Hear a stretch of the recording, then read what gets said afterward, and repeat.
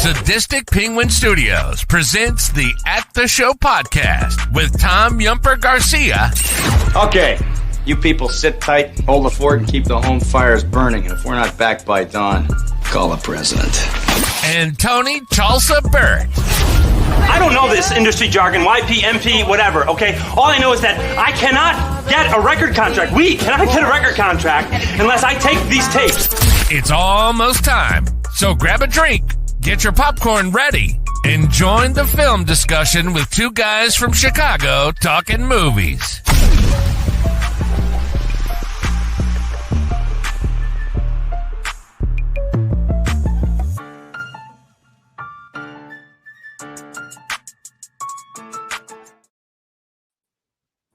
We're back finally after a week hiatus. We're back for episode number 48, Tone. So we're getting close to that 50 mark for the At the Show podcast brought to you by the Sadistic Penguin Studios. I'm one of your co-hosts, Tom Yumper Garcia. I'm with my other co-host, Tony, the Sugar Baggy Burt. How you doing, my man? Doing real good. How are you? I'm very happy it's the weekend. Oh yeah, me too. Really, really awesome. Yeah, baseball's right around the corner, so we got some good things coming that way. Maybe not a great team, but some fun experiences coming.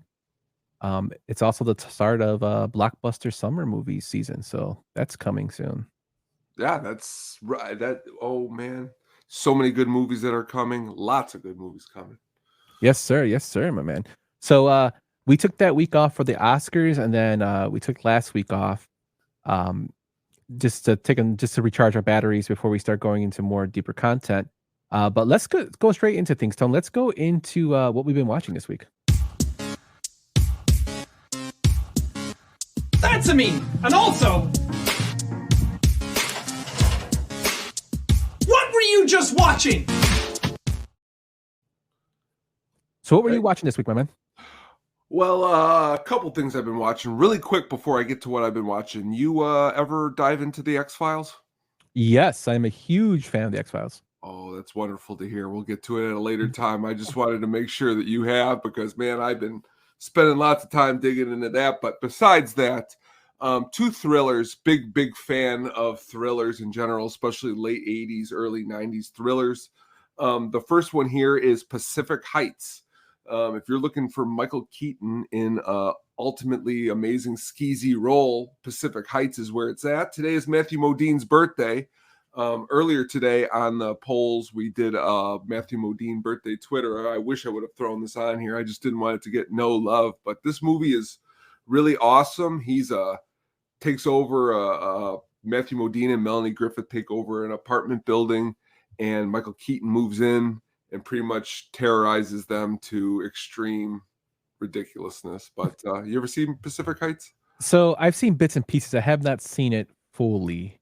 I do know Michael Keaton is a psychotic guy in that movie. It's kind of like around that kind of trend of films that was coming out. Because I noticed you. Well, let's get to your next one, and then we can. Fatal Attraction, which came out a couple years earlier. Both movies are actually directed by pretty notable directors. Pacific Heights is directed by the gentleman who directed Midnight Cowboy. Mm-hmm. And Fatal Attraction is directed by Adrian Lyne, who has directed other movies like Fatal Attraction, like Richard Gere and Unfaithful, and a couple others. But Fatal Attraction I've watched quite a lot. I'm a huge Glenn Close fan. It was also her birthday this week, and I like Michael Douglas a lot. I've had quite a few conversations with people who might not like Michael Douglas, but I think he's definitely a different, peculiar type of actor for myself compared to like your De Niro's and your Pacinos. Mm-hmm. And I think he does a really good job in this movie. Yeah, I'm a fan of Michael Douglas. Black Rain, probably one of my favorite movies with him in it.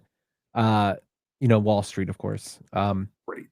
But I was gonna say is these, you picked two movies, but like kind of seems like the later 80s, we started having these kind of like thrillers with psychopathic people, whether it be in a relationship or landlords. I mean, didn't Sleeping with the Enemy come out maybe this time as well? If you would ever allow it, I mean, I could do a whole episode on that. I mean, these movies back, I remember specifically at our video store, you have talked about the movies that you would watch with your mom. these were for some reason a 10 or 11 or 12-year-old Tony is watching these movies with his mom because she didn't have anyone else to watch. So she's like, let's watch Pacific Heights. So like these thrillers, the whodunits, the what's going to happen at the end. That's why back when Roxy was on and did Seven, that was another movie that is a little bit more extreme than these, but still fits into what I would deem the same thriller mold. But what have you been watching, my man? So during my week, usually if I'm working and there's a lot of stuff going on, I have a movie that like I put on for background noise that I can glance at while I'm thinking about trying to get my mind off coding or fixing something. And that movie for me this week was Street Kings. It's an underrated cop thriller action movie with Keanu Reeves and Captain America.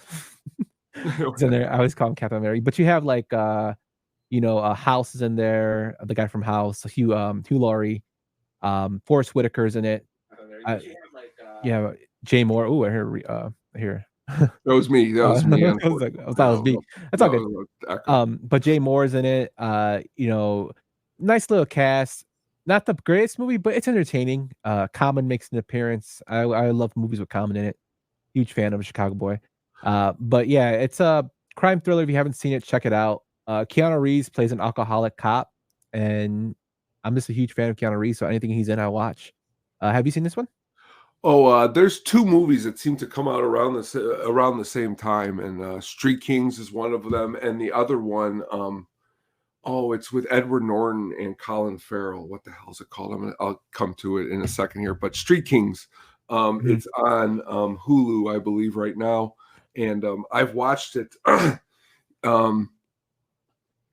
That quite a few times. I'm laughing over here because Brian's talking about a movie with Glenn Close that's the worst of all time, and because I'm so wrapped up in our awesome show, it finally clicked to me what movie he is talking about, and The Natural, which we'll talk about another time.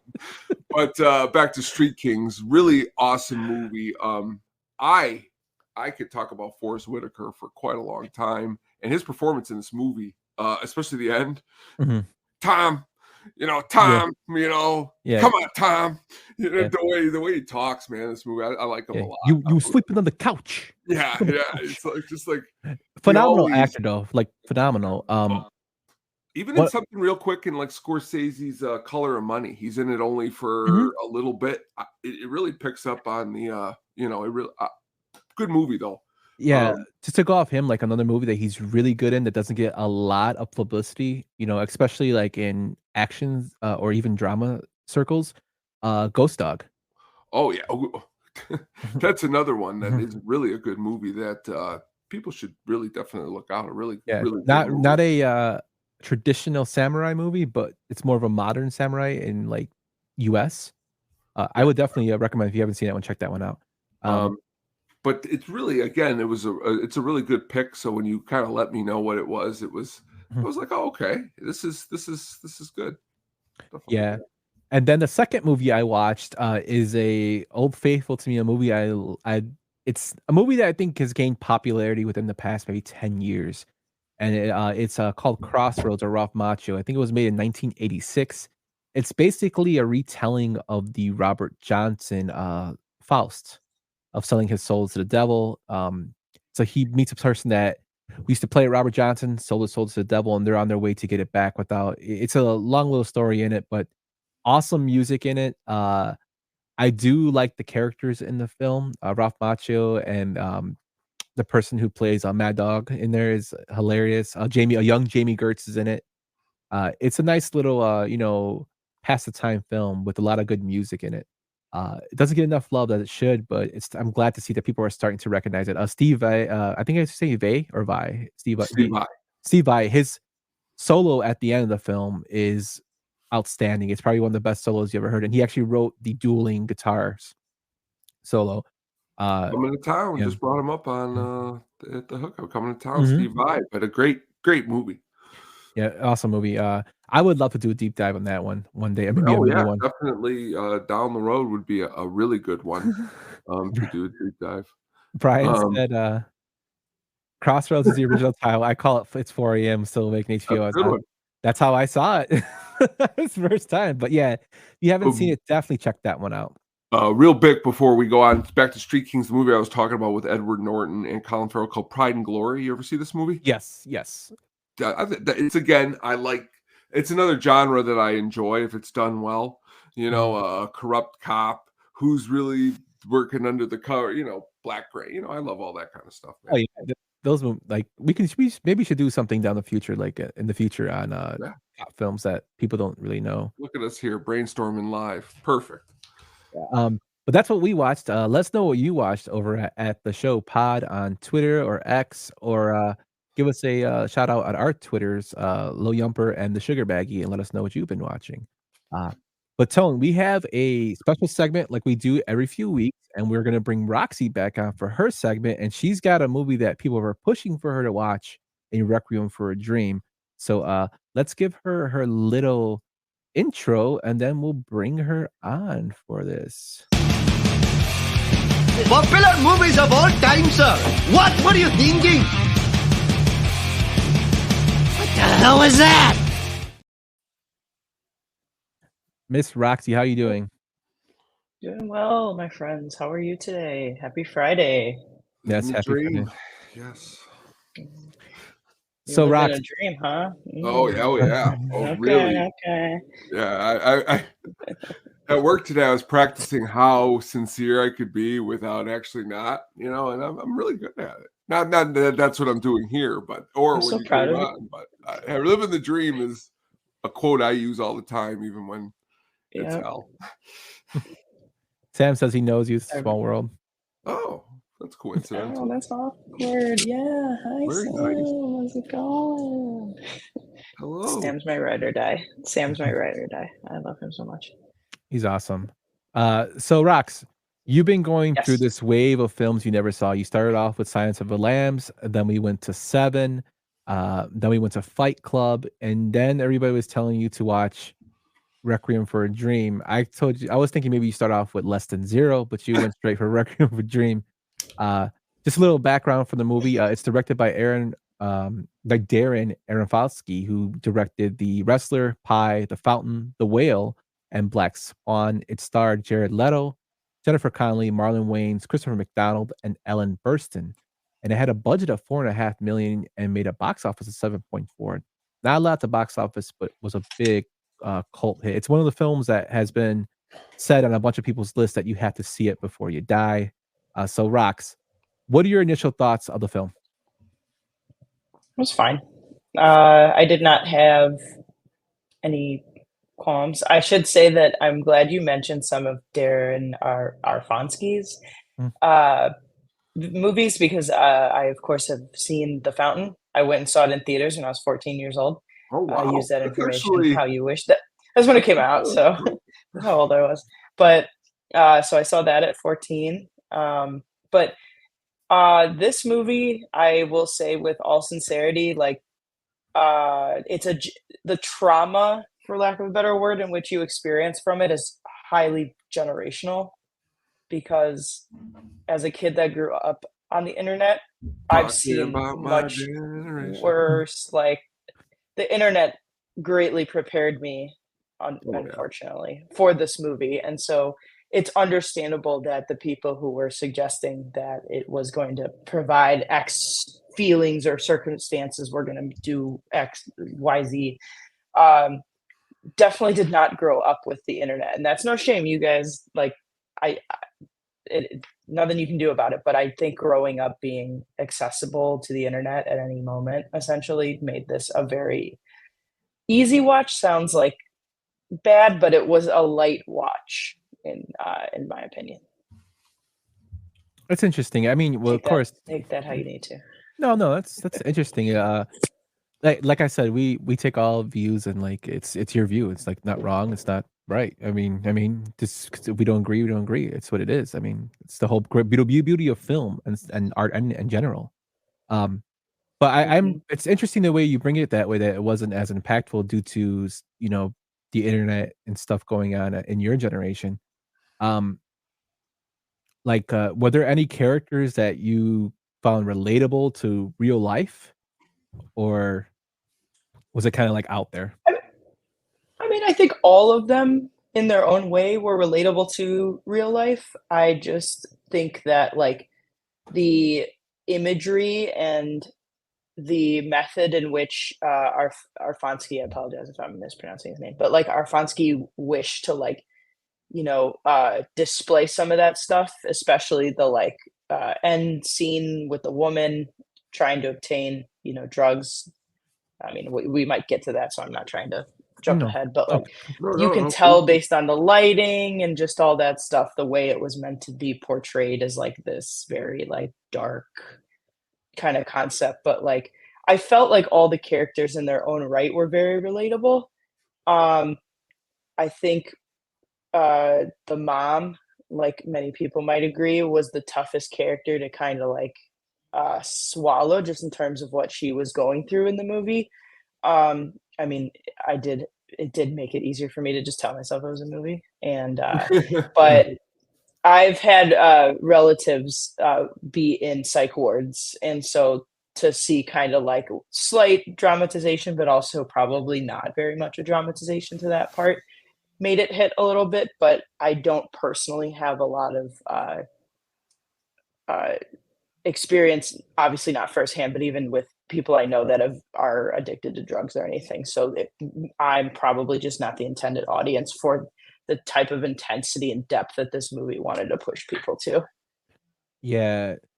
So in terms of Ellen Burstyn's, performance, just when I was reading, just doing like a little research for the background, uh, you know, Aronofsky said that he yelled at his cameraman when she was giving the monologue about, you know, um, basically talking about herself and how she's trying to be on television and trying to be that person. Like she's giving how it feels to get old, and he had to yell at his cameraman because he said that when she was doing the monologue, it kept tilting to the left, like the shot. And he's like, "What the hell are you doing?" And he looked at the cameraman and he noticed he was crying because it hit him hard, like what she was saying. I think her character, Ellen's character, is probably the most impactful in the film.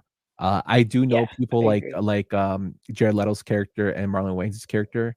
Uh, I did Mhm. love the fact that Christopher McDonald, who is kind of like a small part in the film, but plays that Tony Robbins, because Tony Robbins was really big in like the 90s. He still kind of is kind of big, but he was huge, in the 90s and Oh, that's a 2000s. real person? Yeah, well, he plays Oh. Tappy Tibbins is played after Tony Robbins, like the motivational Oh, speaker. okay, I understand. Yeah, Yeah. and that's the Happy Gilmore guy, right? The guy Yeah, who was that's facing Christopher the ship McDonald, for yeah. breakfast? That's why I Yeah. had a hard time with, like, that character. That was funny, but Yeah. yeah, like, the scene where when Leto comes back and he's sitting with, the mom and he's talking about, "I got you a present," because he'd been selling the dope and kinda using a gift Mhm. to try to expunge any harsh feelings that the mom might have towards her for not towards him for not visiting. Like I kind of felt that. I think people it fits into the idea that like people think possessions and like stuff are what people want, when all that woman wanted was just some company and for people to care about her. And I think her friends had good intentions with the suggestions that they made and taking the time, but I don't think, obviously we don't explore like their in like personal lives once they go into the building, but I don't think they dealt with like that profound sense of loneliness like she did, which is, obviously in my opinion what drove her to where she got, because if she wasn't by herself, she more than likely wouldn't have taken all those. There's my 3 meals, Mr. Smarty Pants. Mhm. She does, Yeah. again, a very, very good job. Like, I mean, taking the TV to the pawn shop, bringing the TV back. Um, Being somebody who managed a pawn shop, I've seen people bring things back and come back in the same Like the day, 2 same things. times with the same things, but they're ironically a little bit different in nature every time they come back. Like Mhm.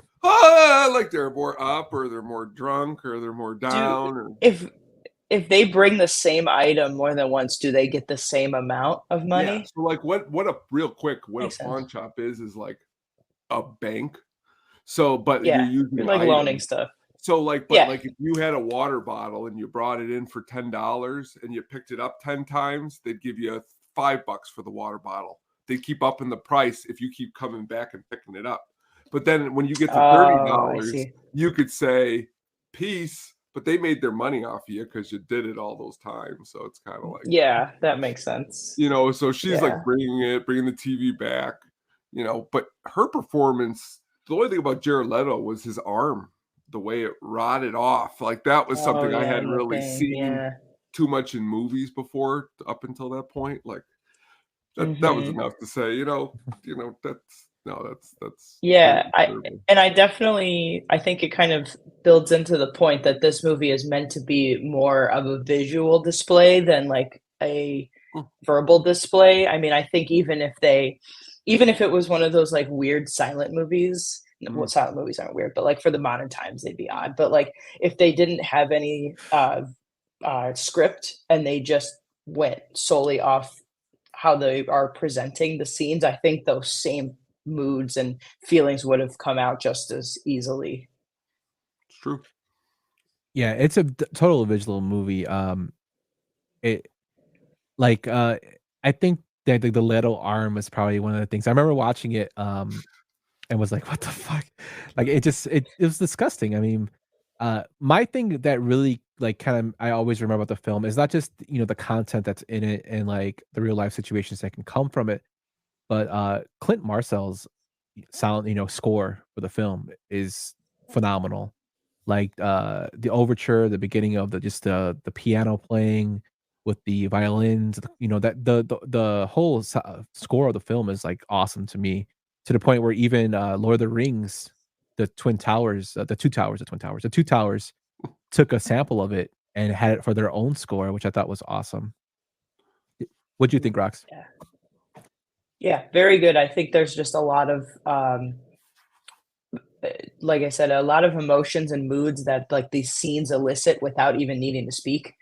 And I think that that in itself speaks to like how much thought is put into just the whole display. A lot of stuff I think nowadays is so vocal based and they don't put as much into the little details, which the score and then just like the imagery of the scenes and the lighting and stuff just tells the story all in itself. Yeah, and Aronofsky's very big, like visual. That's his thing. Like even the wrestler, he's very visual in it. Pi, he's very visual. Like the whale, it's like he's even Black Swan. Mother, yeah. Yeah, Mother. Oh, Mother. That's a movie that Mhm. confused Baloney in the comments. He said he loves Oh everything yeah. except that Oh, movie. it's very confusing. I had to watch it like 6 times and I'm still almost there. I'm almost there. Yeah, but did this How so many do you think it'll take then? 8? Good. It could. Two more watches. maybe more. 10, could be 10. Sorry, go ahead. No, it's totally fine. So like after you seen this film, you said you said it was good, but it didn't impact you like it probably impacted somebody in the older generation. Would this type Yes. of like would Aronofsky's film? You said you saw The Fountain. Would you want to watch another few of his other films or that style? Uh, yeah, yeah. I mean, like, this is definitely opening me up to, anything. I need to do a better job of not getting people's reviews of these movies before I'm watching them because that is in fact like dampening my viewing of the movie. I've gone so long without, like seeing anything related to most of these movies, and then like when I post that, or we post on the page that I'm gonna watch it, understandably and very, very cool with it. People are giving their opinion about the movie, I'm a which makes lot like sense that because they've too. seen it. But then it's clouding like my interpretation of the movie, and this one's probably like a real like the best example, and then Mhm. Fight Club like right under it because like this movie, like when I was watching it, I was expecting to like be very, very like heavy with it and like needing to take breaks and stuff like that. And that's not to say that like that wasn't portrayed in the movie and possible, but it's just something that I think if I would have had like less of a heightened like, oh, this could be a big deal kind of thing. The only movie though that I've ever done that with is Parasite. Parasite, I had to like take breaks. It took me like forever to watch that movie because I would stop and like Yeah, have that to one's take actually like go look outside and come back definitely in. a tough one. Baloney Mix mentioned something great here. He said something to mention at the time. Marlon Wayans was just a comedic actor. This came out of left field for him, in my opinion. I thought he was sneaky good, and that's true. Baloney, he Mhm. was a comedic actor. But the funny thing is, Dave This Chappelle wasn't was a actually offered that this role. wasn't the sequel to Don't Be a Menace? No, Oh, sir. no, I'm sorry, wrong movie. Oh, Dave No, Chappelle? he was offered the role and he turned it down. Yeah. That's probably like He's pretty I good guess in I Dead don't know. Presidents. Was he in Was Dead Presidents? No, he's not Marlon Dead Presidents. I'm sorry. Hmm? was Marlon Wayans at this time I'm aware of who he is, so Hmm. this like don't get me wrong, but like did he have much of a career prior to this? Like was his comedic career kind of just getting started, you would say? So this is in 2000. He was in Mo Money with Damon. I know he had the Wayans Brothers show that was out. Okay. So he was kind of known. Uh, Okay. and I think there was a little like he was unsure of doing the film because he didn't see how it was going to portray African Americans with addictions. And then he Mhm. read the script and was really into it. Um, and like Oh, yeah. Aronofsky told both him and Leto to abstain from sugar and sex for a month to get the idea of craving. So That's What's they cool. both funny did. is his very next movie, Scary Movie. Yeah. Oh, man. Back to Take back. a strong Requiem for a hand, Dream and Scary. child. Scary Movie. So I mean, But yeah, go ahead, Emperor. I'm so sorry. no, it's okay. I just think like people get shocked by comedic actors acting in more serious roles, and I think like comedians are probably some of the best actors. I mean, just look at Adam Sandler. If you want to talk somebody that was like out of left field, look at Rodney Dangerfield in Natural Born Killers. He played a horrible father, to one of the main characters in the film, and like everybody was shouting for him to get his SAG card, which he never did. But like he was phenomenal in that film. You really hated him, like, and he's always known for one-liners. So like there's some Yeah, I comedians like think Robin Williams as well. Another great one on there. mhm.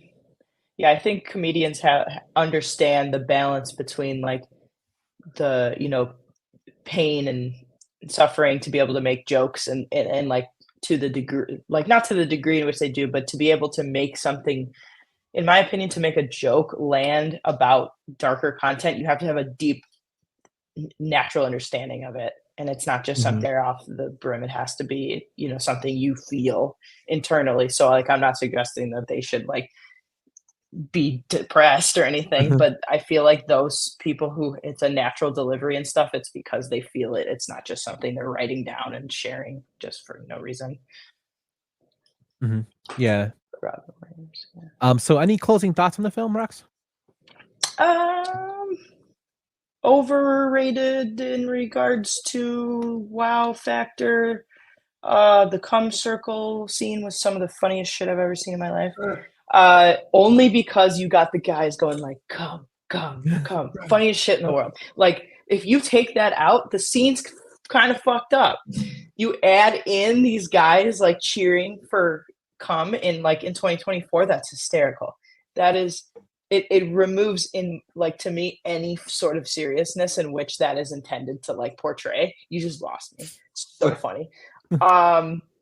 Definitely a movie where the generation you grew up in is going to change that. I'm rehashing that just because I spent a lot of my late teens and early 20s on Tumblr, and Tumblr exposes you to a lot of things that you don't need to see. And like I've seen beheadings, I've seen very filthy sex stuff, and like so unfortunately that kind of just like made this an easier viewing. But in terms of like the intensity in which they want you to feel those feelings, I think this movie's very capable of it. So I would give it like 6 out of 10. Okay. It's kind of funny you mentioned Tumblr. Tony, do you remember rotten.com? Yes. Rotten was our Tumblr. Like it showed it's So you like just saw like whatever. it was like it was kind of like a encyclopedia of like murder and stuff like that, and like Ooh, it showed cool. like showed crime scenes and stuff. It was just I don't even think it exists anymore. Does it, Tony? I don't think so. No, I haven't heard from it. Yeah, but it was like really big. Like I was like in my early teenagers and like going into high school. It was huge then. So I can see how Tumblr like kind of took over there. Yeah, it was just a way to kind of just like you guys on one of your shows like a few episodes back. I think it was Mhm. the last one that I was on. One of you watched a movie. I think it had Bradley Cooper in it, where you use more of your brain. Limitless. I feel like Tumblr did that for people, but to see things they didn't want to see. They were exposed to things that they would have never in their own right like thought existed. And so it put them into positions and just into like scenarios that they would have never thought. And it unfortunately made a lot of people very numb to movies like this. So that's not me whole like to a T, but I definitely think that made this movie easier to digest. No, that's some good points. That's why I like having you on because it just makes me think outside the box too of like different viewpoints of somebody witnessing the movie for the first time.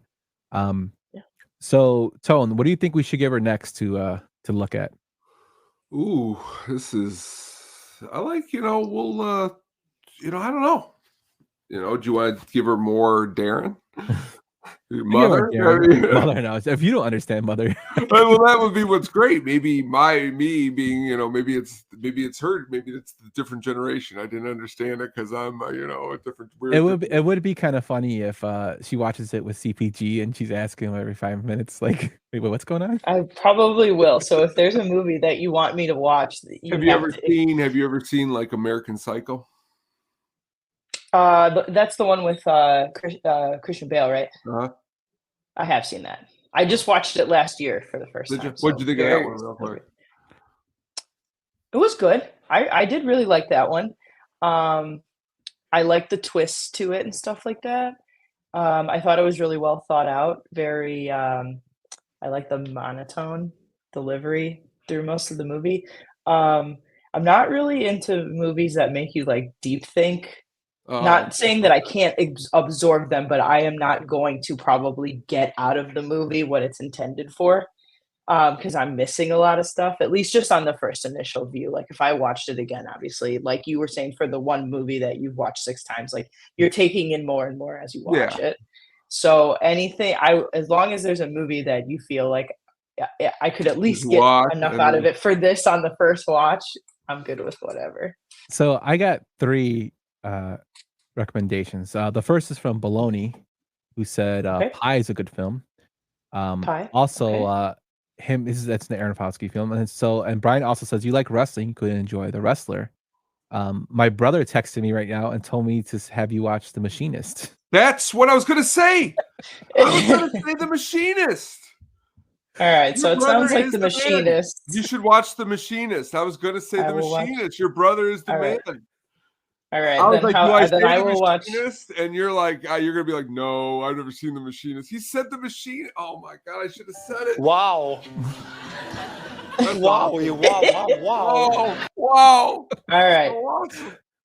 Oh, that's the one where he gets like really skinny. Yeah, you should watch that one.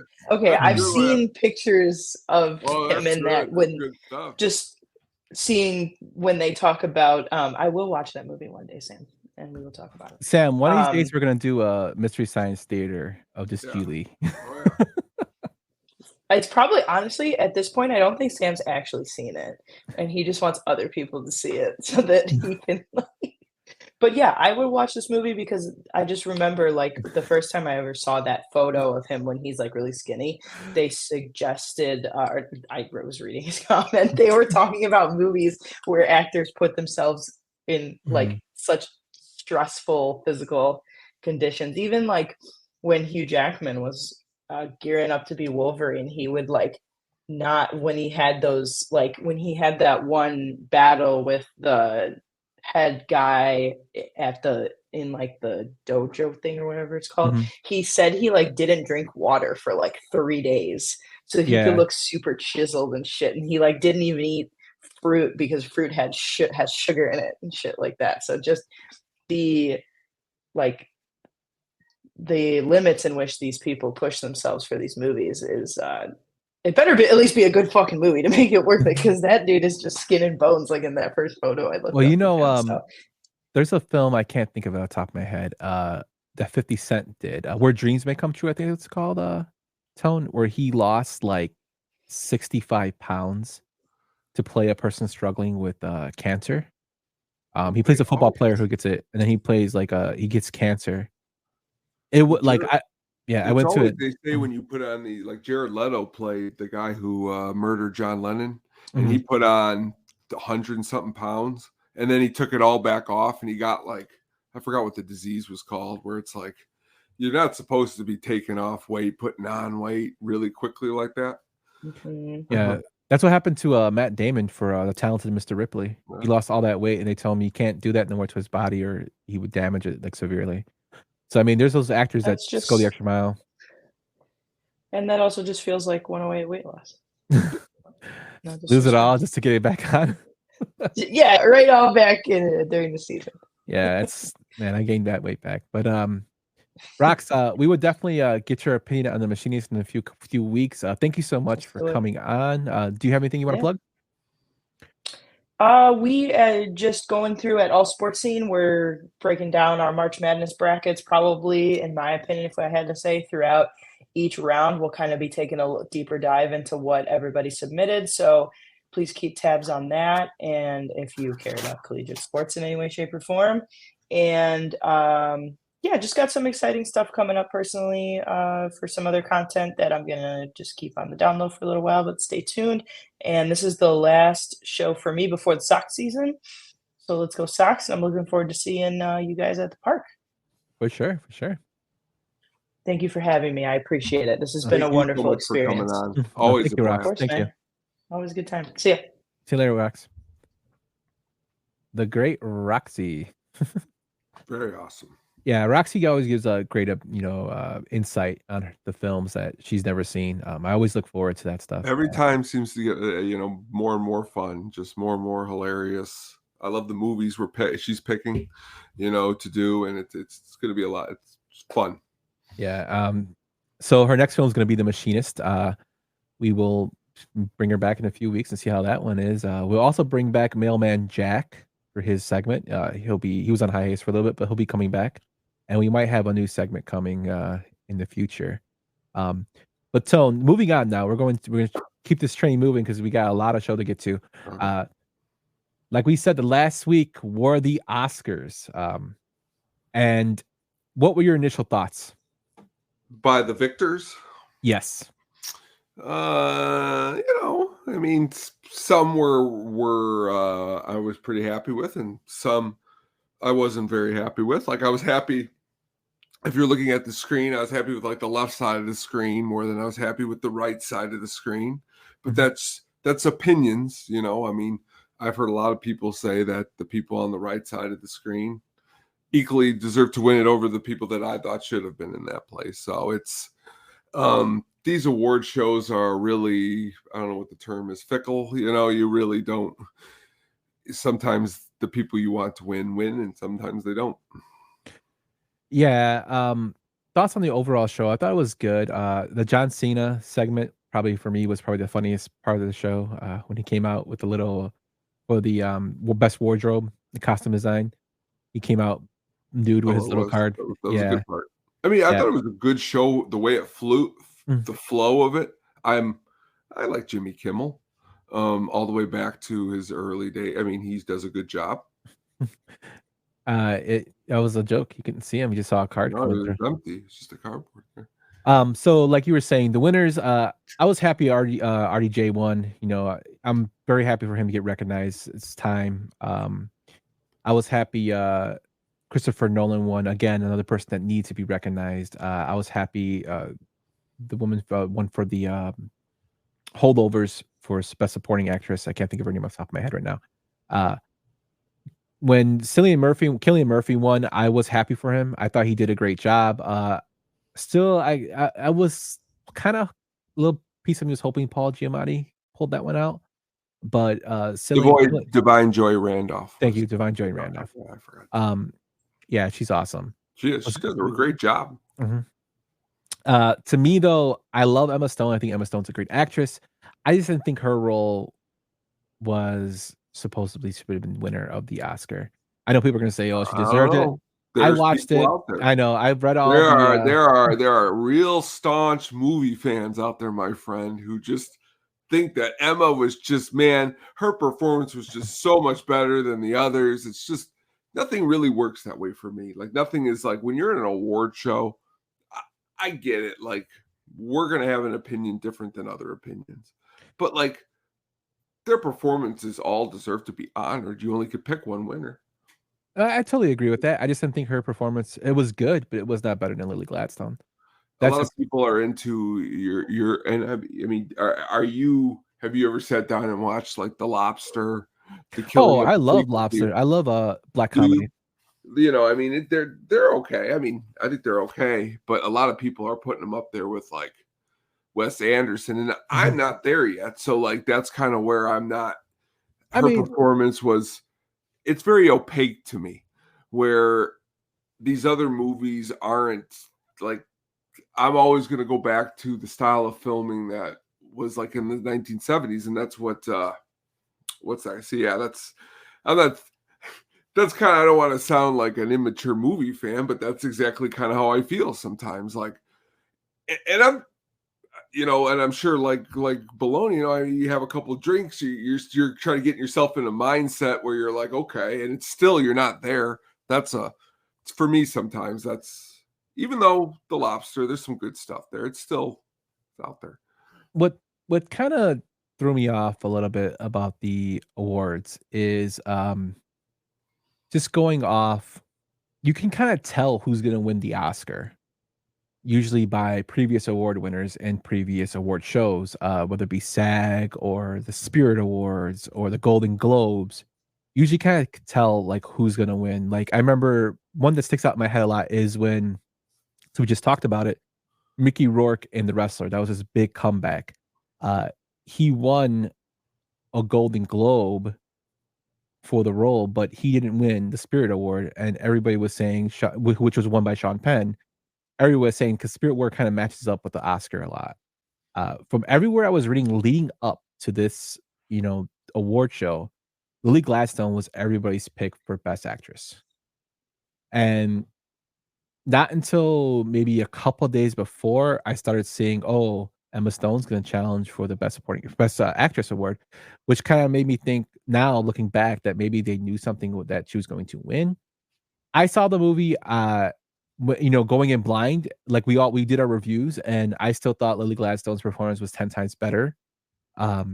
And I thought her role was more significant. And Killers kind of got shut out pretty bad. They had 8 nominations and they didn't get anything. Which is, I mean, not every film's gonna get an award, but it was a significant. I thought it was maybe the time to maybe have a significant, cultural award. And not just to say she got because of that reason. I thought her performance was powerful, especially and then considering she was acting in an indigenous inspired film, that would have been like the perfect time to give it to her. My issue with people saying, "Oh, she's great, she'll be up there again," and it's not, and like I don't like that mind thinking, way of thought, because Okay. I mean, she could, but like it's not an easy hand to get even up to that. I mean, how many times has Emma Stone been nominated? she's won 2. No, Emma Stone's fun. I like Emma Stone. No, she is. Oh, she was for Bert. Well, she's not in Birdman. No, she was in La La Land. That's right, Lala. I'm sorry. I'm thinking more of Easy A. A long time ago. I'm like, she won it. Oh, it's been on your right, La La Land. No, she's a great actress. It has nothing to do like with her in particular. But when people are saying, "Oh, well, Lily will be back," she might not. I mean, that's what I mean. Is like she should have won it here. Yeah, and if she is back for a role that she wasn't good in, and they give it to her, it loses meaning to the award. That's why when we had our Oscar awards that were not, that maybe shouldn't have been given out, like when I pushed back on the Pacino award and I said that Robert Downey Jr. should have won that award. I think that was more of a career award towards Pacino than it was taking away the award from Robert Downey Jr. Now he was nominated, eventually he won that tonight, which is kind of ironic. I just don't want it to be the same thing with Lily Gladstone. They'd be like, okay, well, no Indigenous person's ever won an award. Let's just give it to her because it didn't work out for her last time. Yeah, well, That's I want to have now she has a phenomenal performance and if she wins, awesome, give it to her. But I don't want people to say that, oh, she'll be up there and she'll win next time. You can't it just loses meaning. That's why I thought it was a snub. But congratulations to all of them. But I just think that Lily got snubbed on this one. I'm with you. Yeah, so I'll get off my soapbox. If you don't agree with me, I mean, it's the whole beauty of cinema, but a lot of people agree with me that gave awards out to people. So, I mean, I don't know what to tell you. And I am a fan of The Lobster and other films. I just didn't think Poor Things was on the level of Killers of the Flower Moon and nowhere near the level of Oppenheimer. But it is what it is. So that's our Oscar reflection and our reaction to the Oscars. Let's get into something fun, Tom. Let's go into the main event here. Let's go into one of our favorite films growing up, a film that I constantly watch, that I'm obsessed with, and that is 1994's The Crow. So when was the first time you watched The Crow, Tone? The year it came out, 1994. I'm going to River Oaks, right over in Cal City, and I'm seeing this movie. I'm 12 years old. Just again, it's, and you watch it now and you remember back then, it's another movie that's it's different than any other movie, I think. The way it's shot, the way it feels, just the overall presence of the movie is just really good. Yeah, I remember watching it in 1994 when it came out. I was hooked by the way it looked, the music in it, which we will, which we would get to. My wife put "caw caw hello." Yeah. We'll get to that part in the movie, but it was just the way it looked. I love the music in the film. I'm a huge fan of like dark noir films, and I think this is kind of like on that level with like kind of like a supernatural aspect to it, which is probably one of the reasons why I like Seven so much because it's always raining. And this film was kind of like that grimy look that I kind of like in terms of like films.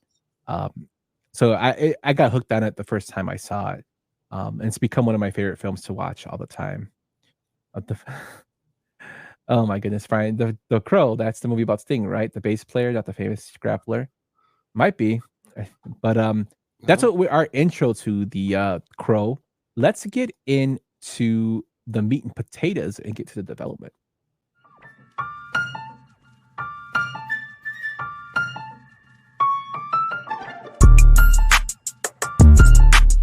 In my thoughts, I use the technique of positive visualization.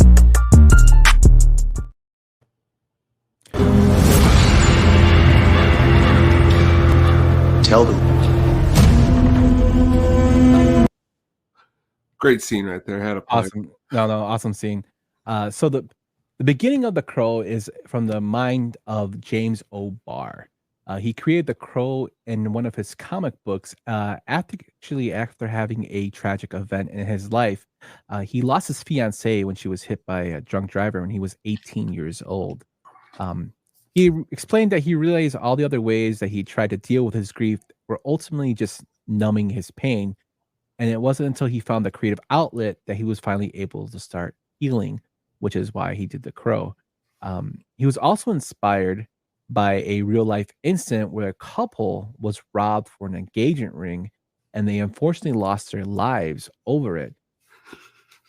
O'Barr said that the sad story inspired Eric Draven's mission of revenge after becoming the Crow and the things that Draven would do in order to set right the injustice that ultimately drove him and his love apart. That became the vocal point, is what he said. The idea that could be so love could be so strong and this soul would not rest until it set things right. So it's kind of like a lot of personal experiences in there that yeah, he was engaged at 18. I don't know, man. This is like in the 80s, so I don't know. I mean, my parents were married at 18 and 17, so I mean, that's like in the 80s, so I don't know. So basically going on from there, he was inspired by, like I said, by a real life couple, real life events. Tone like that kind of inspired him to do the Crow in general. His original comic was different, a little bit different from the movie. The character was named Eric, and he was last name was named Draven. He was a dancer. Um, he was actually shot and paralyzed, and had to watch the horrible things happen to his love, Shelley. Difference from the movie. Uh, Obar modeled the comic book of Eric's face as a kind of like a tribute to Ian Curtis and Daniel Ash. He also said Iggy Pop served as a model of Eric's torso, which is why he had the skinny little torso. And more importantly, the comic of character Fun Boy overall look and attitude was in tribute to Iggy Pop, which is kind of cool. What do you think about that? I think again, these early development stories, it's cool to watch it all being pieced together. You Mhm. know, for me, when you're saying this stuff, I'm very empathetic to thinking of the guy actually working through all these pieces, and me and loving music and hearing Ash and some of these other people you're mentioning. It's really cool that that was an inspiration for the character. Uh, so unlike the film, Eric is a walking corpse, and he does not heal, but he is invulnerable. So in the film, you'll see him get shot, it heals. In the comic book, it doesn't. The crow is a symbol of a spirit that only Eric can see. So in the movie, everybody sees the crow. In the comic book, only he sees it. There's also a character called the Ghost Cowboy, a dark character that mostly to keep Eric on track and keep him from being attached to his memories. We'll get into this character a little bit more as we go into the film scenes. Whereas Cleaver is number one, Sam. Oh yeah, I mean, Cleaver is always number one. Um, just crawled under there for some warmth. yeah. If you guys are Sopranos fans, you'll get our references. But T-Bird is not the leader. It's the leader in the comic book, not Top Dollar, which is in the film. A character named Tom Tom is actually basis for the Skank character in the film. Also, I thought this was interesting too. Captain Hook is in charge of the murder case, not Albert, which is played by Ernie Hudson. So Captain Hook's character is actually the tourist character in the movie, and he's in charge of the actual murder case. Well, I guess it's kind of true in the movie, but he was actually the first person on the Eric and Shelley's crime case in the comic book. Also, the makeup. Everybody loves the makeup of the character. Obar said he borrowed the look and style of the crow's makeup from a marionette mask he had seen on a sign at a London theater. There's also been some inspiration from Kiss and also Iggy Pop's and Alice Cooper's look that have given him kind of a inspiration to make it. So I think he blended everything together in there. So more music is influencing his art here, which I think is pretty cool. We moving on so that we have the comic book already made. This is made so within a 5-year stretch. Obar then began to pitch these to movie studios. He first pitched the film for his comic to a major movie studio and found out that the studio wanted to have it be made into a musical and have Michael Jackson play the lead. Oh, whoa. So Dirty Diana. No, you don't want that. I'm coming for you. But he said that was good. Yeah, I've seen the interview of this when he's talking about this, and he says that when they tell him they wanted to have Michael Jackson play the lead, he was like, he thought they were like joking. He started laughing, and then he was like, "Wait, you're serious?" Scary Movie 3, where they lift up the sheet, and he's Yeah. like, "Oh, I'm sorry." They're like doing the movie. I'm sorry. That's what I thought of when you brought. Yeah, Yeah. no, that would be not good for this movie. We wouldn't be. I don't think we would be. I could speak from us. I think both. We probably wouldn't be doing this tonight if Michael was. No, I don't think so.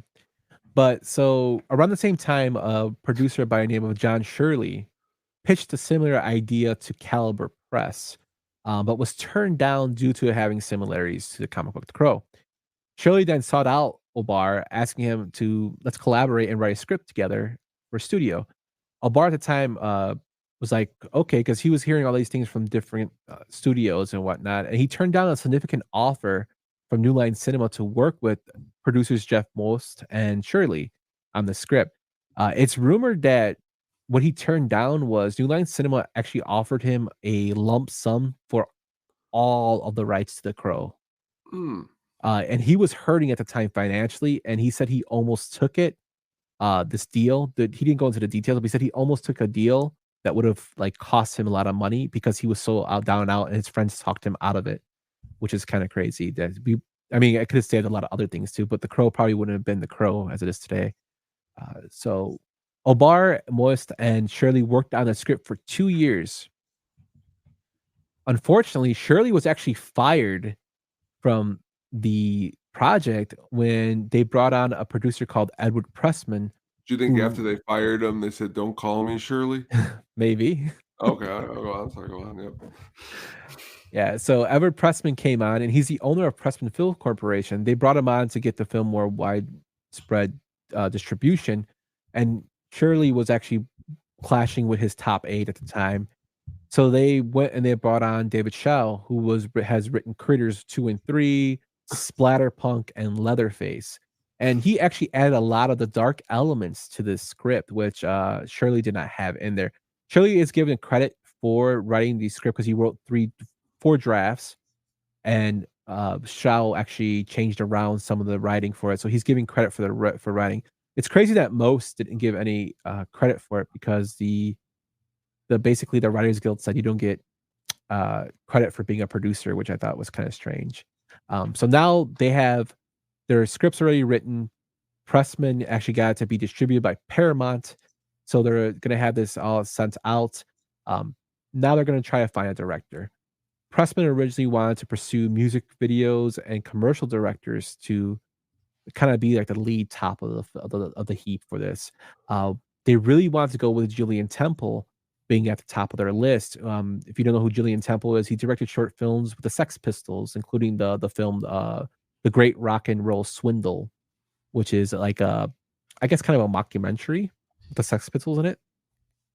Sid Vicious does a really good cover of Frank Sinatra's "My Way" on that. Yep.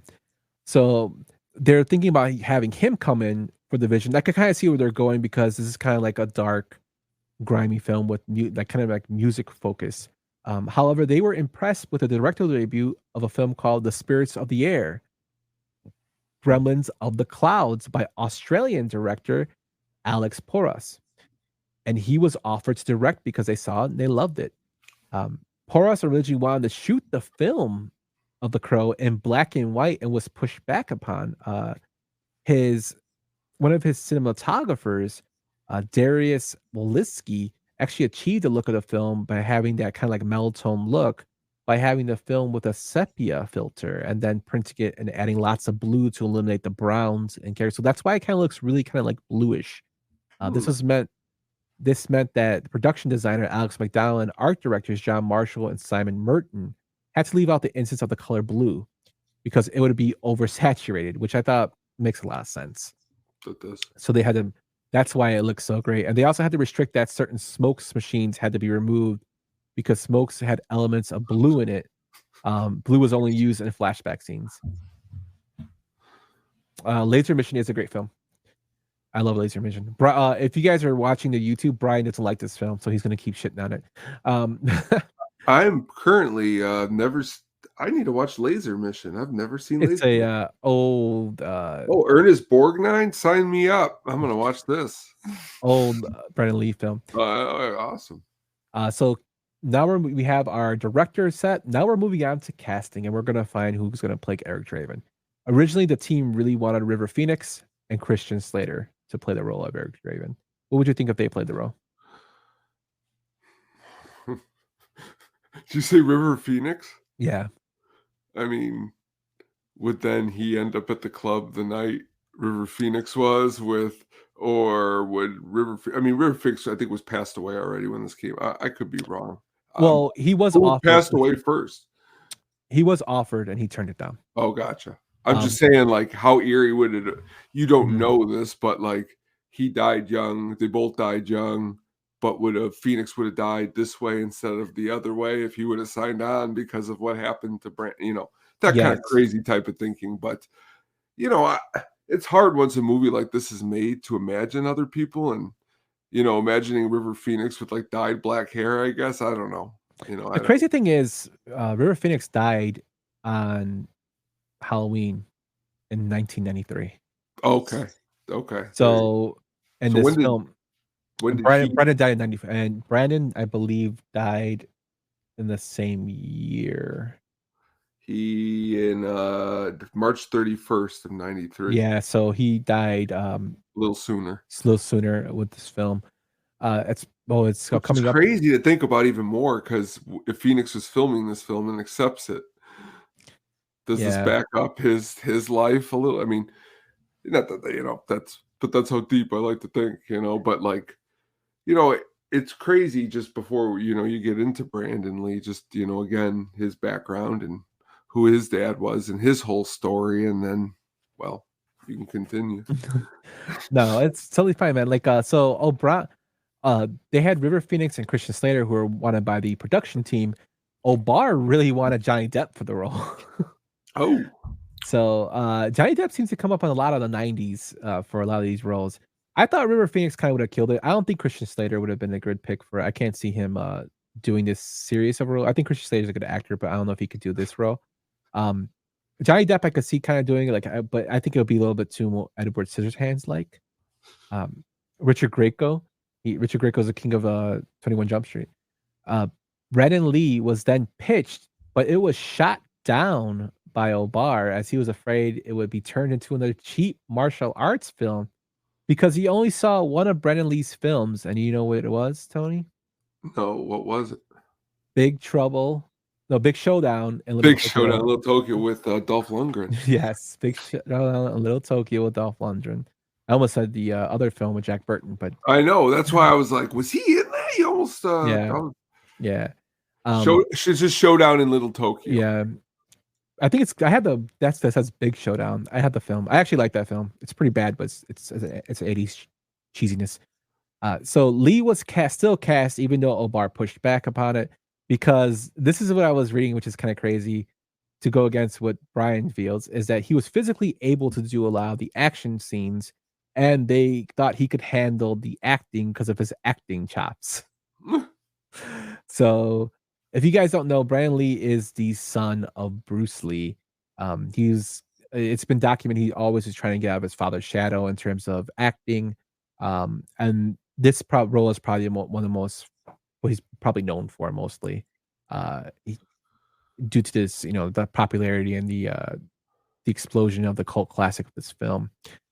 So Lee is cast, even though O'Barr didn't want him to do it. However, O'Barr happened to visit the set when they were doing a test run and was thrilled when he first met Lee with his makeup and crow outfit on. And he was amazed at Lee's take on the character when he spoke with the exact lines from the comic. So he really appreciated that he was trying to keep the original essence of the comic in there. Lee lost 40 pounds for this role, which is crazy. He was inspirational to the way the makeup looked and applied it every night before going to bed so he can come back and make it look like it's worn out. They also had to do a process where they had to do multiple touch-ups for the makeup. To achieve this, they had a rubber mask actually created with slits in it. So they could just put it on his face, have the lines match up correctly to make it a little easier. The whole process took like an hour for each time they had to reapply it. So it doesn't sound like much, but you're needing to touch this up multiple times a day. So like maybe 4 times you have to make 4 hours sitting with makeup. That's pretty crazy.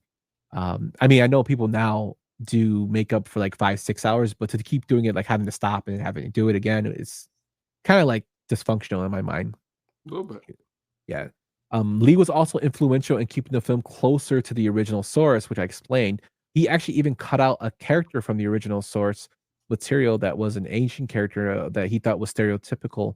And he said, no, let's just cut this out of the film. And O'Barr actually was like really surprised and like happy he did so. So I think it's kind of cool that, Brandon Lee, who was probably not a huge name, but he, stood fast on what he wanted for the film and the role. And I don't think The Crow would be the way it is without his input in getting the film made that way. You agree?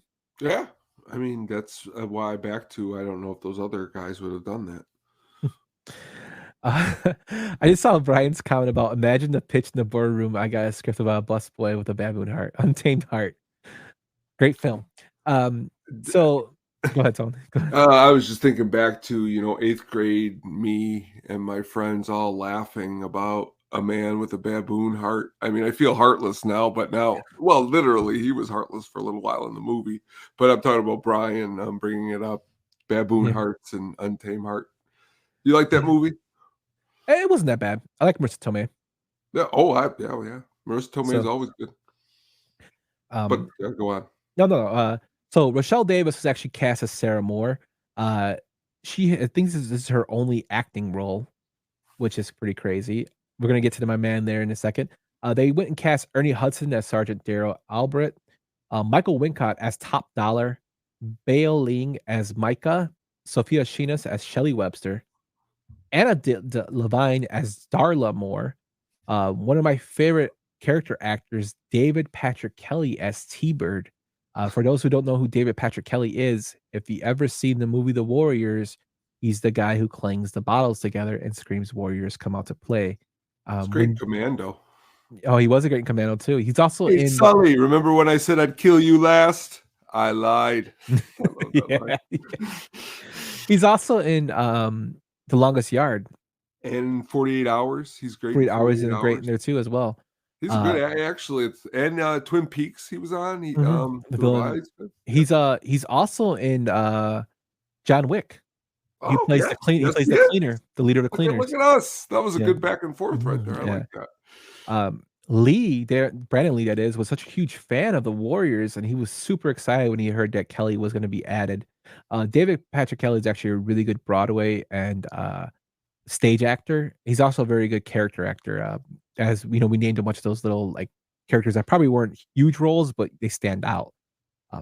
Angel David was cast as Skank, Lawrence Mason as Tintin, Michael Massey as Fun Boy, Tony Todd, the great Tony Todd as Grange, Joe Polito as Gideon, another great character actor, John Polito, who doesn't get enough credit.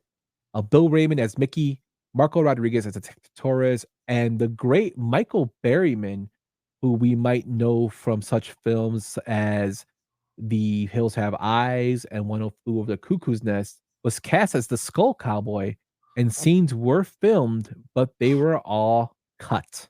Shame. Very shame. Very good character actor. Great character actor. So now we have our director, we have our script, we have our cast. He's in Weird Science, as he was. We're going to move on to another aspect of the development of the film, the soundtrack. It's considered to be one of the best movie soundtracks by many people on their list. James O'Barr constantly listens to the songs of Joy Division and The Cure while shaping and creating this graphic novel the film is based on. He was delighted when Robert Smith of The Cure agreed to write an original song for the film. Although a hugely popular song, introducing legions of fans to The Cure, they only performed Burn live once, 19 years after the film was released. So that's kind of funny because The Cure now is on tour and they perform Burn at every concert. Mm-hmm. But back then it was very seldomly performed. It's the scene you showed earlier, probably one of the most popular, scenes in the film when he's putting on the makeup. And we'll get into that when we do the film breakdown. But the Burn is played over that scene. And it kind of got me into exploring more of The Cure when I heard it. What about you? Oh yeah, I mean, to be fair, when this soundtrack comes out, I'm probably at my peak of heaviness. And honestly, I kind of never really listened to that was the last track I think I finally kind of got into. Which is odd for me to say out loud because Stone Temple Pilots was one of the first songs, which is not really heavy. But the song by Cure, Burn, I mean, I'm a big fan of any long song. And when I look back at this soundtrack and thinking they kicked the soundtrack off with a song that's over 6 minutes, I just think it's awesome. Mm-hmm. The soundtrack also includes the Jesus and Mary Chain, Rage Against the Machine, Helmet, among many others. In Peter Hook's memoir Substance, Inside New Order, Hook relates the New Order were approached to provide a soundtrack for the film with the cover of Love Will Tear Us Apart. They're hit as Joy Division, citing parallels between Eric's resurrection and New Order's formation after the suicide of Joy Division's frontman Ian Curtis. However, New Order's frontman at the time, Bernard Sumner, Sumner declined, saying that they were too busy, which I think is a total suckage because James O'Barr was a huge fan of them. Um, Bernard Summer, both of those guys were both in Joy Division. yeah, With the guy who died, and it's like, if me and you were in a band and one of our buddies died 9 years ago and they want us to do the song that we used to do 9 years ago and we haven't played it for 9 years, really? Are we jumping at this movie that no one's ever yeah. heard of? I I mean, don't know. I would give Now that. we look back at it and we say, it would have been really cool, but I don't know if when this movie's being put together, we're like, oh, this soundtrack, this is going to be it. And we're kind of like, well, we don't know. Yeah, I mean, they could have made up a better excuse than we're too busy. Well, I mean, that's again, I guess you're right. Yeah, and then several groups contribute covers. One of the best ones, in my opinion, is Nine Inch Nails rendered Joy Division's Dead Souls. Rollins Band covered Suicide's Ghost Rider, and Pantera performed Poison Idea's The Badge. The song Big Empty was not the Stone Temple Pilots' original choice for soundtrack. They first recorded a version of Only Dying, which they recorded earlier as Mighty Joe Young's Mighty Joe Young in demo form, but it was replaced following Lee's death. The band's Medicine in My Life with the Thrill Kill Cult made cameo appearances in the film, which we would get to, and the score consists of originally mostly orchestral music with some electronic and guitar elements written for the film by Graham Revel. Tone, you're the music man. Go crazy with the soundtrack, my man. Oh, this is honestly what's awesome is this is going to be probably the third time in 2 weeks that I've just honored this great soundtrack. I mean, again, all those bands that you mentioned, all really, really, really good. Right under my name tonight. They keep calling me. Of course, me and my wife have said this all week after work has been long. At the end of the day, they keep calling me, dude. I mean, the cover is so awesome. The drums sound so tribal. But Big Empty, I got to go back to Big Empty. The song for me is what really, when I think back to the soundtrack, I don't know why, because maybe it's that 90s time period of my life, because this came out in 94. I'm 12. So again, and I remember too, I like the song so much that when Purple came out, I was like excited to buy Purple because it had Big Empty on it, even though I already had the Crow soundtrack, just because the song was so good. Can't say enough about the soundtrack though. Really awesome soundtrack. Yeah, definitely. I have it on vinyl. I have it on CD. I had it digitally. One of my favorite soundtracks to listen to. Also, Stone Temple Pilots is my Sock Summer's favorite band. Oh, I know they're not. I know he hates them. They're coming to So- town though this summer at Northerly Island with Live. I actually might think about going to that. Like I That'd would. be cool. I'd go with that. So, of course, we talk about the soundtrack. We can't talk about this film without the tragedy and the film processes that happened in it. The set itself was known to have heavy cocaine use.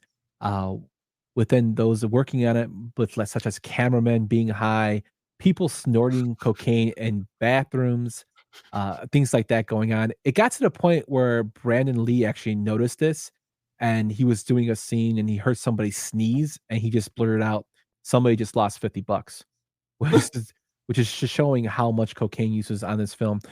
There was also a lot of pushback around budget around this, so they were kind of cutting corners a lot with this. There was also other things that happened besides the obvious thing we're going to get to in a second. But during the first day of shooting in Wilmington, North Carolina, a carpenter suffered severe burns after his crane hit live power lines, which is not good. On subsequent days, a grip truck caught fire. A disgruntled sculptor crashed his car through the studio's plaster shop, and a crew member accidentally drove a screwdriver through his hand. Oh.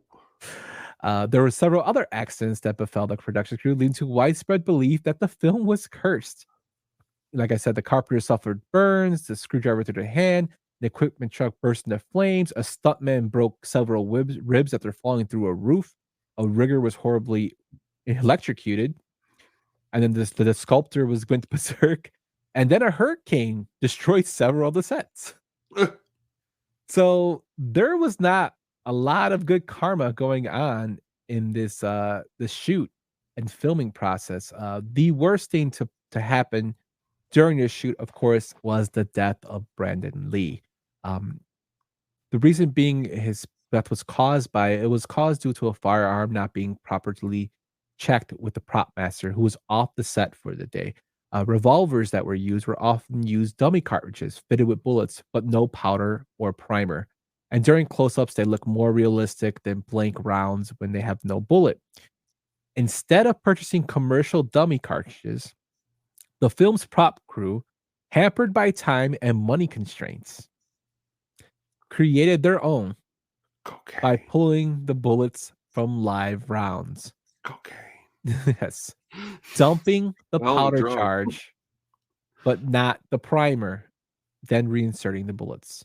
Witnesses reported that 2 weeks before Lee's death, they saw an unsupervised actor pulling the trigger on the gun while it was loaded and with the powderless but primed round. Having not removed the primer could detonate with enough energy to launch a bullet and lodge it in the barrel.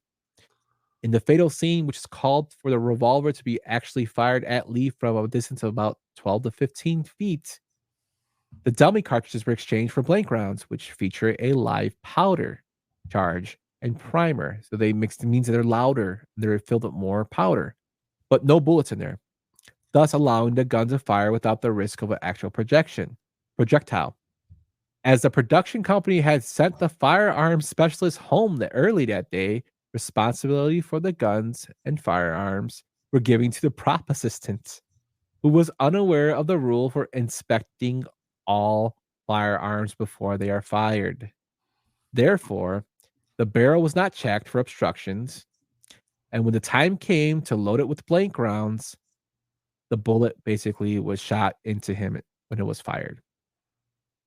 The bullet, of course, was fired by actor Michael Massey. And this is crazy because when I was doing research for this scene of him being shot was not added until later by Alex Porras. And he's felt horrible over it. Michael Massey ended up hitting Brendan Lee in the abdomen, which he eventually passed away from. Michael Massey, who played Funboy's the character, Massey refused to watch the film and was so guilt-stricken about the incident that he didn't take a film for another year. He passed in 2016, never seeing the film. And he also claimed that many years after this, he was still having nightmares of the incident. So a very traumatizing incident. Even the creator, James O'Barr, felt uneasy taking money from this film after it was distributed. He bought his mom a car and himself a sound system. And then the money he received, he donated the rest to charity. And he said he never told anybody because he didn't want to profit at the expense. And I kept it secret for as long as I could because it's not charity if you're getting credit for it, which is true. It was only found out later that he was giving his money away to charity. And it's kind of funny you mentioned this, Jen, because they Alex Baldwined him. And that's something that I'm going to get to in a second.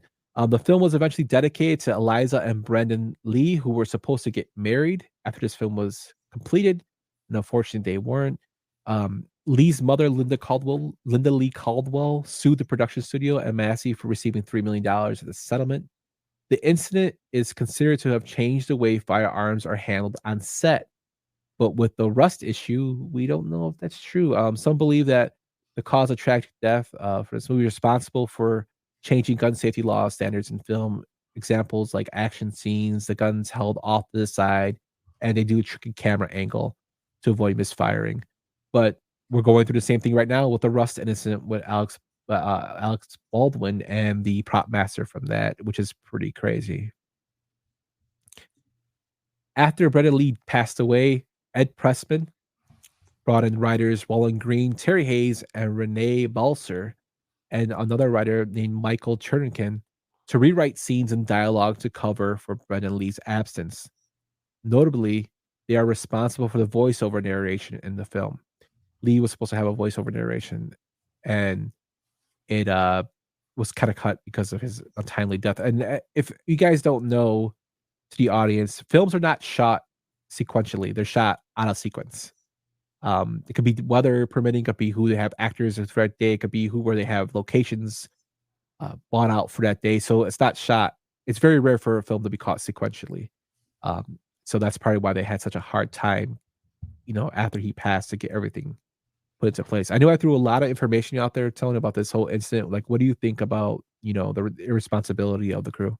It sounds like, again, as you stated, yeah, I remember listening back to an old episode where you were talking about Twilight Zone the movie, and there was an incident at the beginning of that with Vic Morrow, who was again another actor who passed because of tragedy on the set.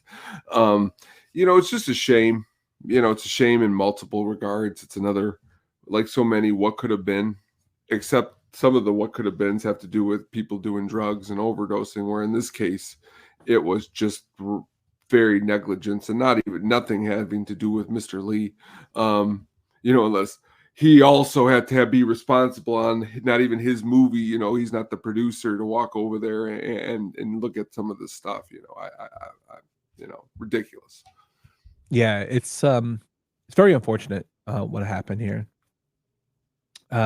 So that you can't talk about The Crow without talking about the unfortunate events that happened during the filming of the movie. But that's going to cap off our development.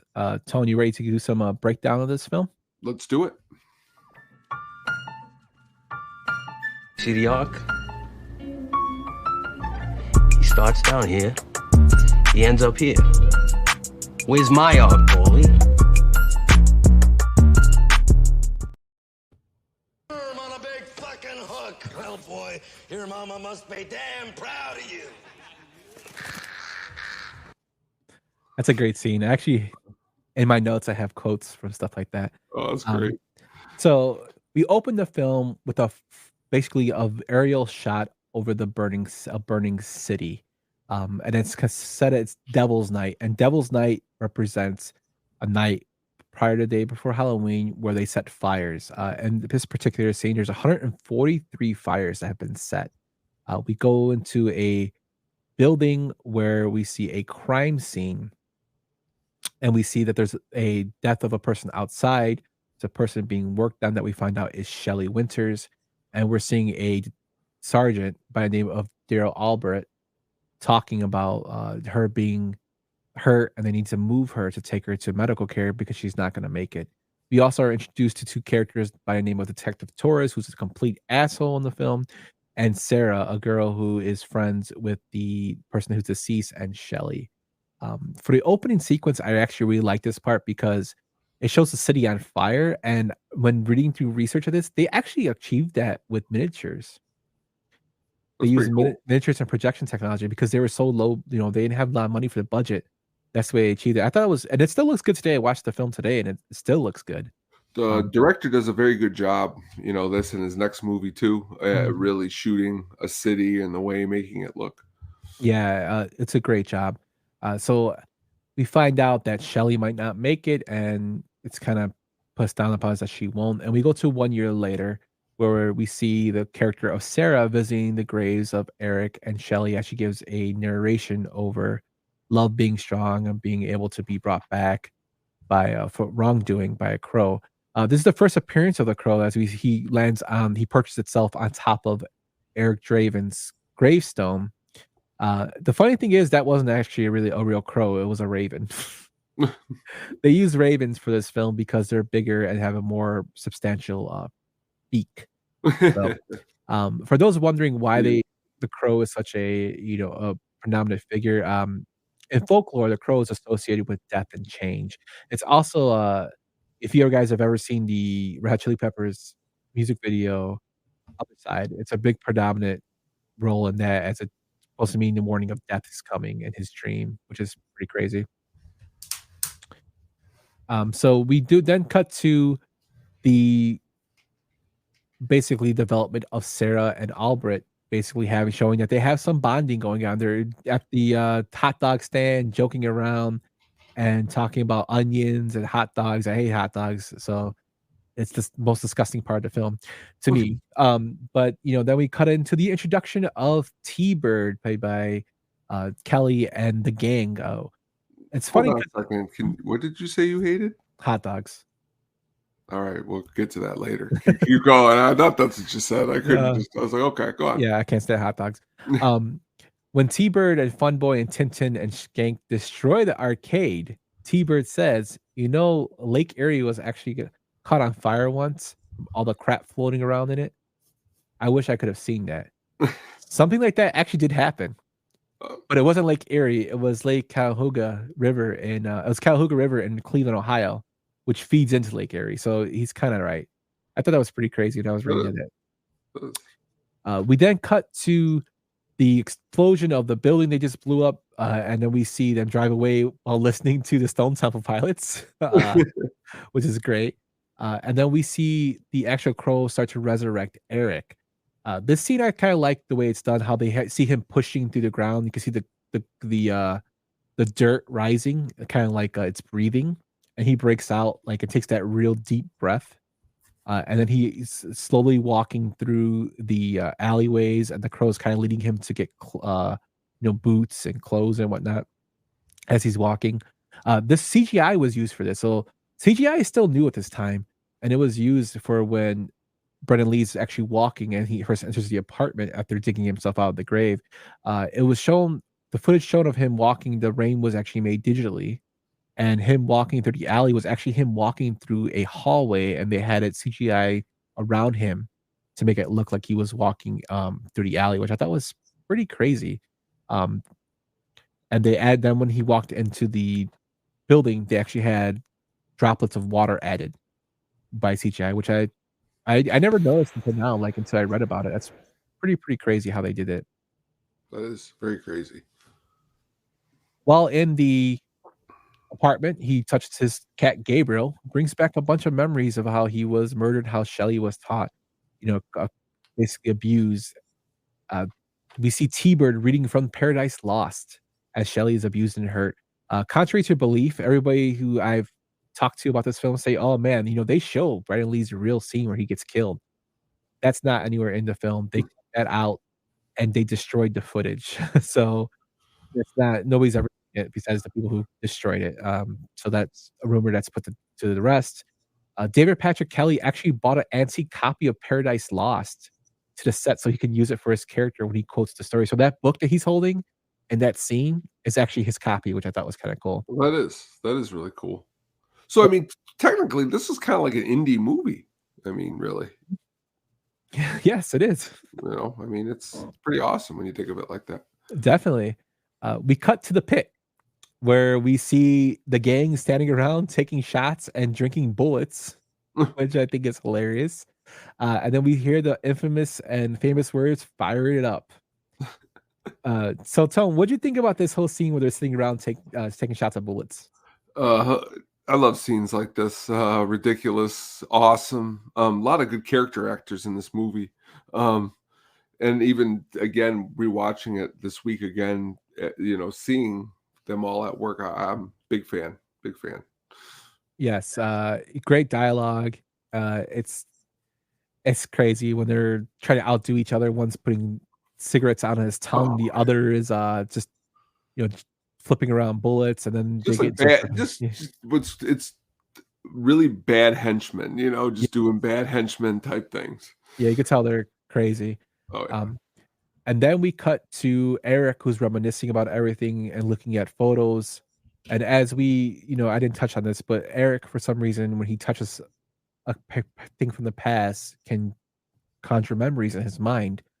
And when he touched Gabriel, it made him relive the whole incident of Shelley and him. While he's touching photos, he again sees himself with Shelley, memories of her. And this is where the Cure song starts to play, Burn, where he breaks the glass. And this is actually the first CGI ever created of a dead actor, is when his face is actually shown in the glass being broken, which I thought was crazy. This cuts to him actually applying the makeup, which it's just part of my favorite scene in the movie, where he's applying the makeup and with the music in the background. Oh, yeah. And then he's getting dressed into the gear that we see him in. And then as we go through, it cuts to that scene where he's standing with the crow on his shoulder, and we see that flash of lightning, and you see his face. That was also CGI. There was also a scene here where we talked about the Skull Cowboy scene, which telling Eric he must only act on revenge and nothing else, meaning he cannot do anything outside of his revenge story. And if he does, he will lose his powers temporarily or forever. That scene was cut. We then cut to the introduction of Gideon and a fight with Tintin. Tintin is at the pawn shop selling a shirt and seeing that this, I'm not sure, a purse with blood on it is getting ripped off. Gideon kicks him out. He leaves, and as he's walking away, we find the iconic scene of Eric jumping buildings as he's going through the city to the song of Dead Souls, played by Nine Inch Nails. Another great scene. What'd you think of the scene, Tom, when he's running through the building? You know, I like the cinematography in the movie is something that I think when I first saw it, I didn't appreciate. And in this scene is another good indication of good cinematography shot differently. And I like it in this scene a lot. Yeah. I love that scene too. And one of my favorite scenes is when he actually goes in and after he jumps and he perches and you see the eye of the crow looking at the eyesight of the crow looking down and everybody else is looking down, as kind of the perception of the crow or perspective of the crow. And then when he does the actual somersault into the garbage and laughs, that's that's probably like what it's just pretty cool, like the way it looks, the visuals of it. You then see the fight with Tintin, Halloween ain't till mañana. And then, they get into the fight and then he punches them down and says, I want to introduce you to my two friends of his knives. They never miss. And as he's throwing them at him and realizing he's not hitting him, he starts missing into where Eric actually grabs a knife that's thrown and throws it back at him, hitting him in his shoulder. And as he goes up to him, he says, victims, aren't we all? Which I thought was a great quote there. We then cut to another part. This film actually has a lot of music in it. So we cut to the Top Dollar headquarters and the introduction of Grange and Micah. All three of these characters I'm mentioning are not mentioned by name in the film, which is Wincott, Tony Todd, and Bei Ling. We show them at their hideout, which is kind of cool because as Skank and T-Bird are walking in, Skank touches a photo and it's Hangman's Noose, which is Eric's band, which I thought was a nice little Easter egg they throw in there. We were listening to the song Time Baby by Medicine performed, and I think the version in the film is actually better than the one on the album. Would you agree? Yeah, I can see that. I gotta go back and listen to I gotta hear them both back to back, which I'm gonna do after this. I never didn't even think about doing that, so that's a good thing to do. Yeah. So another cool thing about this facility, they're kind of in a warehouse with liquor everywhere. There's a band performing, and upstairs, of course, is where Top Dollar and his people hang out. But that place was actually the place it was shot in. Was actually the same filming location for Shredder and the Foot Clan in the Teenage Mutant Ninja Turtles movie. Oh, that's awesome. Also, the great Super Mario Brothers movie. Oh yes, the great Bob Hoskins. Oh yeah, yes. Leguizamo, awesome. Classic. Definitely. We then cut to Darla and Sarah, where we see that relationship with the mom. She's with Fun Boy. She's basically a junkie. We see that how her mom's not taking care of her and kind of ignores her. Then we cut to the next scene with the Gideon's pawn shop. One of my favorite parts is the line he says, "You heard me rapping, right?" As he quotes Edgar Allan Poe, breaks through the glass. So the crazy thing about that, Tone, is there's a part where he breaks through the glass there. Mm-hmm. And according to John Polito, who plays Gideon, Brendan Lee cut himself when he broke through the glass in Gideon's shop. The glass was a breakaway glass, and it's very rare for anyone to get cut by it. Polito actually said that he told Brendan Lee that he feared Lee would actually get seriously hurt and eventually die on set accident like Vic Morrow did during the filming of The Twilight Zone. If things like that are happening, he's like, dude, you gotta be careful. And unfortunately, Polito's prediction turned out to be true with Lee dying on the set, which is pretty crazy. Very crazy. John Polito's another really good actor. Yes. Miller's Crossing. Oh yes, he's even in The Big Lebowski. He's like sitting in the car, like looking at him in the back, like real small roles sometimes turning up. But yeah, I mean, I mean, there's just so much unfortunate stuff surrounding this movie. Yeah, my favorite role with him is actually Blink Man. Manelli. No. Classic. Yeah. We then see the showing of Tintin, the aftermath of his battle, and he has all these knives stuck in him. And Ernie Hudson actually says a great line here when they look to the back. There's actually a crow painted in blood, and Detective Torres says, "What the hell you call that?" And he goes, "I call it blood, detective. I suppose you'll call it graffiti." We then find that Eric actually went to Gideon's pawn shop to find Shelley Webster's ring, his fiance's ring, and the whereabouts of the others. And he gets it from Gideon, who willingly tells him, "Take whatever you want." He takes a guitar and a baseball bat and a shotgun that he fills with rings from the previous people, and starts pouring gasoline around. And as he's walking out, Gideon tells him he's going to be killed and starts talking shit to him. To which he responds, "Is that gasoline I smell?" Shoots off the gun, an explosion of the building with Gideon flying out in the back, which always made me laugh. Like, how did he get back there so fast? But again, it's a movie. We then cut to Albert meeting Eric for the first time after the incident, to which he says, "If you move, you're dead." And he says, "And I say, I'm dead, and I move." So the dialogue in this film is very cheesy, but to me, it still cracks me up. To where he eventually have like a little dialogue, he disappears, and we cut to T-Bird going up to Top Dollar telling him, "One of my crew got themselves perished." And it's funny because Wincott's snorting cocaine at this time. And he's like, "Oh, let's throw a little, a little prayer for old Tintin." And then he snorts the line just to show he doesn't give a shit. And ask him, "Are you ready? Are you ready for tomorrow?" And he's like, "I'll do whatever you want," which is It's shows, always, yeah. and I hate to say it, but I bring back, I always love movies like in this scene or in Blow when Diego is like, Depp goes to see him on the island or whatever, and Diego keeps snorting. He's like, "We're friends. Come on, we're brothers." I love Yeah. always these scenes. Great scene in the movie. Wincott is so good in this film. Like, He is. He's really good. He's perfect for it. We didn't cut to Eric actually saving Shelley. And the reason I wanted to put the scene in is he saves her from almost getting hit by a car. And when he pulls her away, she says, "What are you supposed to be, a clown or something?" And he says, "Sometimes." And she complains about the rain. And that's when he says the phrase, "It can't rain all the time." The phrase, "It can't be rain all the time," is inspired by an encounter that James O'Barr had as a teen. While living in Shepherd, Michigan prior to enlisting in the Marines, the down on luck O'Barr found himself unable to pay for groceries. Frustrated, he decided to buy just the rice, to which the man in the line behind him stated, "You can't eat rice all the time," while paying for O'Barr's groceries. The man turned out to be Lee Coughlin, the mayor of Shepherd himself, and is also the basis of the character Albert, which I thought was pretty crazy. We then see that Albert is actually investigating Eric as the Crow. Because he said that Shelley Webster, and it just brought back a lot of memories. He saw him. He knows he saw him somewhere, and we see him actually doodling on the crime photos of Eric to put the Crow mask on. We eventually cut to Fun Boy in the pit. This is one of my favorite scenes in the film too, Tony, as we see the stereo volumes and mixer going up and down to one of your dad's favorite bands, the Machines of Loving Grace. You got it.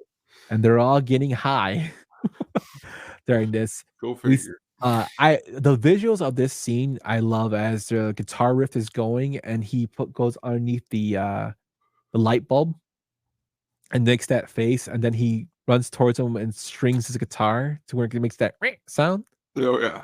And he's like, "Oh my God, you scared the shit out of me." He then gives a Jesus joke, which I thought was hilarious, but I'm not going to repeat it. As Fun Boy shoots him in his hand, he shows that he can be healed. And he eventually hits the gun to where it shoots Fun Boy in the leg, and he responds, "Look at my sheets." Darla, who happened to be there, runs to the bathroom, and Eric brings Fun Boy into the shower, and this place is completely grimy. Puts him in the shower, the bathtub, runs the shower on him, grabs Darla, and basically tells her that morphine is bad for her, and mother is on the lips of all the children. Again, this scene that happens here had another scene with the ghost cowboy. Premise coming true, as Eric is attacked by someone else after he lets Darla go, and he is wounded, and it's a reason and he doesn't heal from this, which is a reason why, if you notice, as Eric's appearance is changing as he has black tape around him. So that's the reason why he has different like tape on him as the movie goes on, which explains like why he looked different. Like, why does he have tape? You know, if you ever looked the way he looked, it didn't. He has tape on him as he goes. So that explains why the scene that cut out. We then see Fun Boy's death scene where he has a bunch of needles in him with the crow symbol on him. We see Grange, Tony Todd come up and see him, and as he dips out of the window, he gives him the shh. We then cut to Eric going to Albright's house to find out how, you know, he died, what happened at the night. And then again, we see that he can not only transfer thoughts, but also feel people's pain, as he saw that Albright was actually there the whole time. Shelley was in care for over 30 hours before she eventually passed. Another scene that comes after that is him playing guitar on the rooftops, which I was always like, what the hell's going on here? He's just playing guitar with an amp and nobody's reporting him. So it's awesome visually, but it doesn't make any sense to me. Like, what do you think about that? It's a movie that it's another one that it at the first view. I want to be honest with you, which I guess it's funny that I'm coming at it now at this time, but it was a movie that at first I didn't leave the theater like in awe. The soundtrack I did, but the movie is definitely one that actually now doing the show or watching it this week, I can get it more. I think back then, you know, all I heard was he passed away, and then you're looking for this something different. And when we talk about it and thinking of it as this indie movie that is actually, it to me makes it more mystical, which I didn't see it as a kid, which you know, but that scene with the guitar I think is one that made me feel back then like, what come on, what is this? Because I was very cynical a long time ago, making jokes in the movie theater. I'll never forget, I saw Island of Dr. Moreau, and someone's like, shut up. I'll never forget, they told me and my friends at River Oaks, they're like, this guy's like, shut your mouth. We start laughing. We just used to make fun of things a lot more. But now watching it now, I realize that a lot of that was just immature ignorance. But the guitar part would fit into me feeling that way. But definitely now visually, I get it. I get it. Yeah, definitely out there. I mean, even rewatching it for me, I was like, it just made me laugh because I'm sure they had to fill in some gaps here because they had they were just putting things in there that maybe they would, you know, like, do you think if he would have lived, this would have been a different movie? Yeah, I think it would have been a lot different. I think the character of the Ghost Cowboy would have been more predominant in the film, with him in there. But we then cut from the guitar scene to T-Bird and Skank, and they're walking down the street talking about firing it up. He tells them, hey, go get me some road beers, to where T-Bird goes to his car, and then we find Eric in there with the gun and basically kidnaps him. During this scene, the production didn't have any money or space to shoot a car scene or car chases, so they did miniatures instead. So that's all of a miniature. That the scene of where he drives off with T-Bird and then Skank comes out and gets hit by a car, and the guy gets out of the car and is like, you asshole, you ruined my car. Like, that dialogue always makes me laugh, and Skank just kicks him in the nuts and drives off with his car. It's just, you know, it's one of the craziest and stupidest scenes I think I've seen in the movie. It just makes me laugh. You know, but the car chases, they're getting chased by the cops, they're getting chased by Skank. Skank is hit by the cops and he runs out. Skank is having a horrible night. T-Bird himself is having a worse night, as we find him being strapped to his car and then realizing who Eric was. And he quotes the famous lines of Paradise Lost, the devil felt goodness and how awful it was. And then we see him actually given a grenade in he drops a grenade on him and lets the car roll off. And then he waves by. And as the car explodes, we see him shooting out a bottle of gasoline or lighter fluid to where he makes the crow symbol, which I think is like a very cool image that Boras had put on, which is right there. If you're watching on the YouTube, you can see it on our screen right now. It's probably one of the most visually cool scenes of the film. Would you agree? Oh yeah, I mean, honestly, when you're, again, talking about the movie and talking about all these movies we always talk about, you put you into a different mindset. You know, it's almost like we are on the set of these movies when we're doing it, and it's cool because you know I'm just looking at the picture itself and wondering like, how did they pull this off? Especially with when you're talking about budget restraints, because it looks perfect. Yeah, it looks awesome. We then go into basically, you know, Sarah going to see Eric. She had mended fences with her mother in the film. She goes to see Eric, who's burning pictures in his old apartment. This part, I think, is the scene is pretty crazy because this scene, I believe, was shot a few days after Brendan Lee had passed. She goes and she hugs him, a person that's supposed to be Brendan Lee, but it's actually a body double. Mm. Um, so and this is like I said, it's like her first acting role and her only acting role. Like she had to feel completely, strange with the whole scene, knowing that it was not him.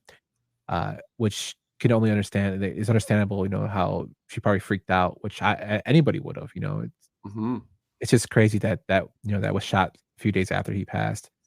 We then show one of my favorite parts when Skank is telling the top dollar what happened to T-Bird, and he's just going off like rambling, drinking, and top dollar looks at Grange and says, "Maybe we should videotape this and run it in slow motion so it can be studied." It's just like this the way Skank is like, and we see that Albright basically tells Sarah he knows Eric's back. And we see another guitar scene on the rooftop where after he plays music, Eric goes ape shit and breaks everything. So we're seeing like it's kind of coming to kind of to a head what's going on. We cut back to the headquarters where basically the gang's all meeting up for Devil's Night. During this scene, there's actually after the flesh is performed by the Thrill Kill cult. And that's where we see the famous line or we hear the famous line is, "I feel like a little worm on a big fucking hook," which you played earlier with Wincott and the actor who played Skank. The line that Eric says when he comes and tells them he wants Skank, and he's like, "Well, you can't have him." And he responds, "I see you made your decision. Now let's see you enforce it." Is actually taken from a statement made by President Andrew Jackson regarding the ruling of Supreme Courts that the India Removal Act was illegal. The line was altered from "That's John Marshall's decision, and let's see him enforce it" to use in this film, which I thought was kind of crazy that they decided to use that. It's just out there. And then we hear some of the famous Eric Draven lines of "You're all gonna die." When I heard that line tone, "You're all gonna die," it made me think of that hockey announcer for the Florida Panthers who quotes movie quotes. Uh-huh. And he quotes the same line, he says, "We're all gonna die," from Predator that Billy says. Yeah. It just made me think of that. I don't know why. But we see an awesome fight, a gunfight, and then Eric starts tearing people up with swords. Top Dollar and Grange and Micah get away. They find out that the crow is actually the source of his power, and if they take down the crow, they can take him or they can take the power away from him. Now, the reason this is put in is because when they kidnap they kidnap Sarah, and they had the showdown at the church, the final scene. When he's going to rescue Sarah, before he goes into the church, the ghost cowboy was supposed to appear, telling him, "You can't go in there. Your job is done. You took care of your roles. It's time for you to go back into the afterlife." And he tells him no. He argues with him. He says, "If you go through those doors, you lose all your power. Mm. You're normal. You're human again." So basically, that's why when he walks through, I feel like I described 4 different entire films in one. Yeah, it's a lot going on here, Sam. I'm sorry if it's confusing. So when he walks through, that's why he loses his abilities. But in the film, they changed it around to the crow getting shot, and it has one of the famous scenes of, let me do a little acting here. Caw, fuck, I'm dead. This is what Wincott says, which is why when Jen came in earlier and said caw, I'm watching, it made me laugh. But that's why they had the story changed to that. And the reason they changed the story around that way was because Lee had passed on, and when they were thinking about including the ghost cowboy in these scenes, they couldn't, really reshoot because he wasn't there anymore, um, which I thought was pretty crazy. Then we see the scene of all the villains getting killed off to where they had a fight on the rooftop, and Eric gives top dollar, all the pain from Shelly to where he falls to his death. And what do you think about, him falling to his death, like that visual of him when he lands on the gargoyle? Like, I thought it was cool as hell the way it looked. It still looks cool to me. Oh yeah, very cool. Yeah, with the blood Shot pouring out. visually Yeah, well. visually shot really well. And then we end the film with him going into the afterlife. I know that was a lot of explanation done there. I tried to break it down as much as I could Did a good job. in terms of going from scene to scene, but that is the Crow, the film itself. Tone, any last thoughts of the film itself before we go into the reception? Great soundtrack, great movie. Did a great job breaking it down. Thank you. I love the visuals. The visuals are awesome, and like you said, Poros did Dark City, and you can see a lot of inspiration for Dark City from this film. Still one of my favorites. It's, if you haven't seen it, check it out. A lot of cheesiness in it, but definitely check that one out. And let's get into how people perceived it at the time.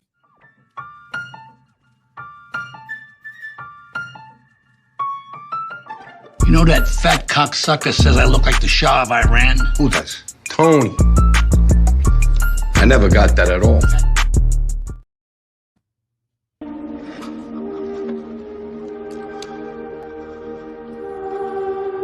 I love you. I played this one because again, just any scene with Brandon Lee in it, just like again, this could have been a projector of more things. Well, he was actually the before Ashby was cast as Johnny Cage in Mortal Kombat. That role was given to Brendan Lee. Oh, that's He cool. but unfortunately he passed, so he couldn't shoot. He does look like Jack White, Sam. You are correct. He does kind of look like Jack White a little bit.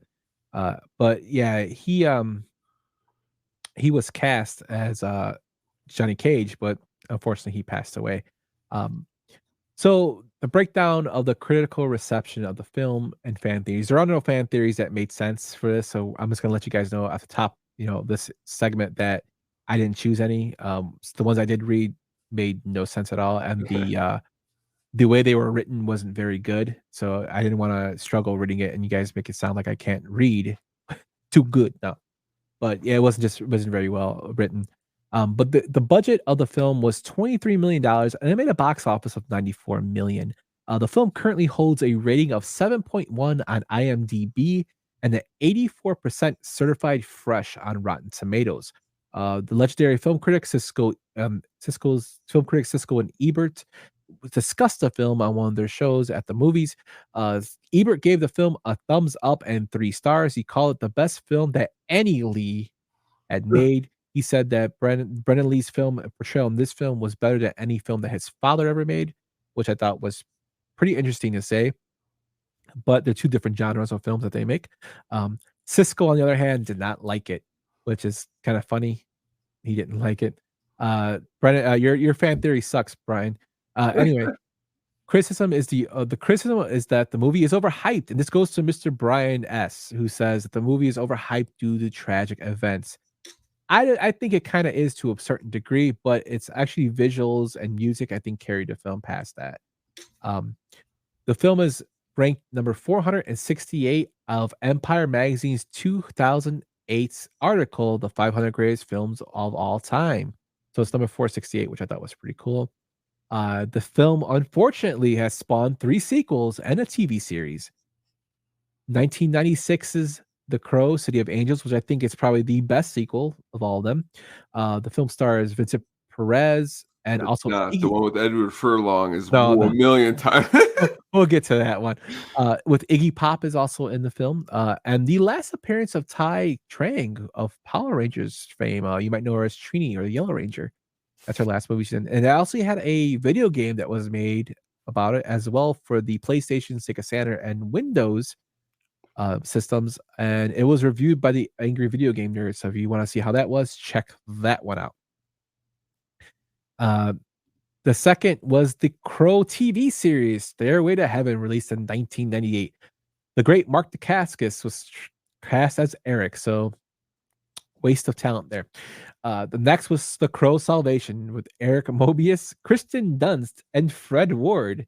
That was released in 2000.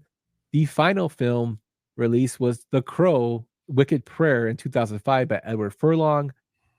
Tara Reid, David Boreanaz, Tito Ortiz was in it, Dennis Hopper, and Danny Trejo. That's like a pretty decent cast for such a horrible movie. All I just remember is going over to about 10 years ago. I went over to a buddy's house and they were just sitting there drinking and they're like, "You want to sit down and watch this?" And I'm like, "What is this?" And then next thing you know, I was roped into an hour and a half of just laughing at the most stupidest thing I've ever seen. His name's like Johnny Cuervo, right? It's bad. Yeah. Brian's comments here is we discussed it and I haven't even tried to watch it again in 20 years. It comes off as so effing cheesy, real bad dialogue. It just seems a mess. I'll give you that. It comes off as cheesy, but there's Yeah, but I could think of 100 other films that are 10 times worse cheesy. And I don't like sit down there. Like every movie you go into with a different mindset. Like we'll get to it a little in a few minutes. The movie we're gonna go to next week. I'm not gonna go into like I go into Oppenheimer. You know, I'm not going into this movie just talking about some of those scenes where the guy's snorting drugs. That's not a movie where you're like, this dialogue does not match up to what, you know, I get it, you know. Yeah. But then again, he doesn't like The Natural, and you don't like The Natural, and honestly, that's shot by another world-renowned director that only you two seem to not enjoy, you know, for some unknown reason. I don't know why, but different time. I mean, yeah, but like I said, that's why it's an indie movie. I don't think I looked at it as an indie movie. I think I've always looked at it as like something next to Demolition Man, which is like a big action blockbuster. Where this movie's like, what was the budget here again? It was 23 million. Yeah, which I guess that is kind of a lot for the time. I don't know. It was, but it's like they still cut corners. Like you can see, a lot of it probably honestly, a lot of that budget has to be in the reshoots, the filling of him and the CGI. Yeah, CGI, yeah, probably, and probably cocaine as well. But Tone, it's funny that when I went through the sequels and whatnot and the projects that were released, our friend Rob Zombie comes back. Ooh. In the 90s, they had another film production that was in the works called The Crow 2037. Ooh. With Rob Zombie to direct. And it was never made, and thank God. Well, I don't know. You know, doesn't that sound better than what's coming, though? And that's where we go to now. The 2024 remake of The Crow. If you're watching the screen on the YouTube, check it out and let us know what you think of this visual. There's a shot of Bill Skarsgård as the Crow. First things first, I'll say about the remake. Alex Porras, who is the original director of The Crow we just went over, he is totally against the remaking of the film. His reasoning is you can make sequels, but to remake the original is kind of like trashing the legacy of Brandon, who the film was dedicated to. Tone, I want to hear your first impressions of the trailer and the visual of Bill Skarsgård as the new Crow. Well, number one, it brought me back to like what I told you. Like I felt like when I saw the very first one a long time ago, except this time I know what I'm talking about with movies. And I like Bill Skarsgård a lot too, so it's not like anything against him because I like him in a lot of other different things. He just looks stupid, man. He looks like what's his name, Machine Gun Kelly. This just doesn't look. He looks. What did I see a comment to? He looks like one of the bad guys the Crow should be fighting. Yeah, that's and you know, I don't think it's visually good. So the thing that people are always people like trashed Edward Patterson as Batman, and when he was cast, yeah, people didn't like that. People didn't like Tony Stark being cast for Robert Downey Jr. People don't like Hugh Jackman being cast as Wolverine, which is fine. But when we saw the trailers or we saw pieces of the film, we're like, okay, it could work. I went with that mindset with this. I'm like, I told you guys in the chat we had the group, the text. I don't think it looks good, but I'll see it. And then I saw the trailer, and the trailer looks, I don't know. It's because again, from my perspective, okay, let's say I'm the director. I could maybe work with this look, but what I can't work with is you're putting them into it seems the same world as the old one was in. Like you have to reshoot it or make it different, make it seem more real. I don't know. It doesn't feel like that. It feels cartoonishly stupid. Just by first trailers, it doesn't seem serious at all. We should all see it, of course, for laughs. Because I'm game to laugh at anything, and I know if anything more in this movie, I'll be able to make fun of it. Yeah, I'm going to see it, but I'm not encouraged that it's going to be good. Well, I no, kind of wish I Jason read Momoa wasn't in recently it. the creator came out and said, as you just stated a couple minutes ago, how disrespectful it even is to Brandon Lee. And I think I'm a little bit more towards that train of thought to say, but then again, they made all those 4 bad, awful sequels, and those are a little bit more even disrespectful than. Yeah, but they're all different characters though. They're not Derek Draven. Oh, I guess you're right. You're right. Yeah, That's so right. You're but right. and No, I that's think when Jason Momoa was attached, who is Aquaman, he had a real big passion for it, and that him would and have been cool. O'Barr, I think him he and would James, have did a good job. yeah, him and James O'Barr had a really, Would have really had the good look a little relationship, bit more. and there's actually scenes, footage of him shooting it for screen test, I've seen that. Those look, which looks good. I just don't like. I love Bill Skarsgård. I hope I'm wrong about the film, but it doesn't look good for me. So if you agree with what we're saying, let us know. If you don't disagree, let us know in the comments. Let us know in Twitter. Um, but yeah, I'm not looking like this is gonna be it's gonna shit on one of the movies I liked. But I mean, I have to give it a chance to see what happens. So I'll go in with an open mind, but But not now, right expecting. now, we could have been sitting here looking at a picture of The Rock and Big Trouble in Little China, like they were talking about a Oh, couple Jesus of years. Christ. You Well, know, so it could be a lot worse right I now got for worse us. But, but that movie, like, people pushed him away from well, yeah. Well, I from, don't know why anybody didn't push this yeah, away, but because money talks, man. that is true. Very true. But we'll see how it is. When it comes out, we'll go see it. We'll give our review. But that's our Crow review. I know it was a long one. I know it was confusing because I went through a lot of stuff.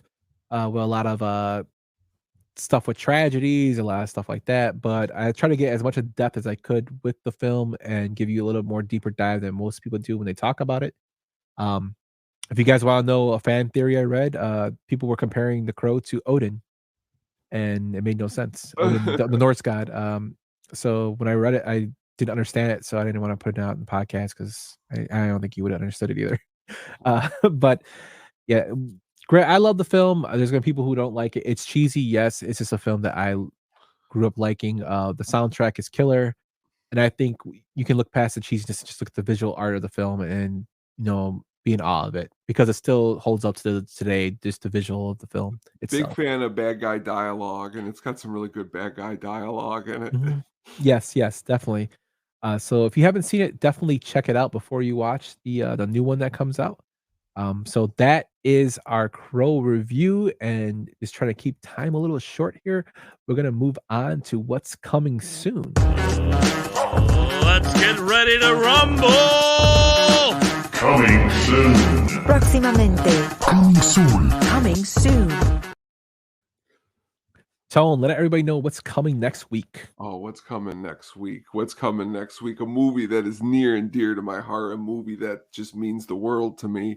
Oh, the movie is Roadhouse, and we are digging into it, and it's going to be a blast. It's going to be I didn't even tell you, it's going to be a 24-hour episode. We're just going to be going for no, I'm kidding you, but we're not going for 24 hours. We could. But we could, though, and just start the movie every 2 hours and keep playing it. I mean, I've watched this movie so many times that I studied the wallpaper in Brad Wesley's house. So I'm excited. This is probably the only movie where I might not need to watch it because I've watched it 100 million times, but I'm still going to watch it another 3 times, maybe even after we get off here. Great movie. Yes. And also for next week, we actually have a guest coming on to give us his thoughts on the Roadhouse remake that was released. So we're going to have the remake be reviewed by the one and only Father Zoe of Pinwheels and Ivy, who's going to come on to our show and give us the remake, what he thinks about the remake. And we're going to go into a little detail about thoughts with that, break that down a little bit, and then go straight into the film Roadhouse, the original, and talk about this film. A film that is quoted to this day, made fun of to this day, but still a cult classic. No matter how people think of it, it's still there. I've So had some of the worst days of my life, and my wife, you know what she looks to me and says, "Want to put on Roadhouse?"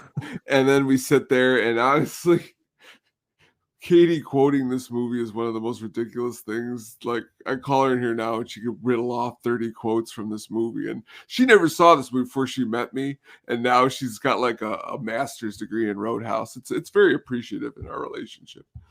awesome. That's awesome. It's gonna be great. Uh, Good time. but that's what we are going to go into next week. So stay tuned for that. It will be on on Friday, and we'll be back at 8 o'clock because there is no Sox game that day. So tune in for us to watch that with Father Zoe to give us his review of the new Roadhouse on Prime.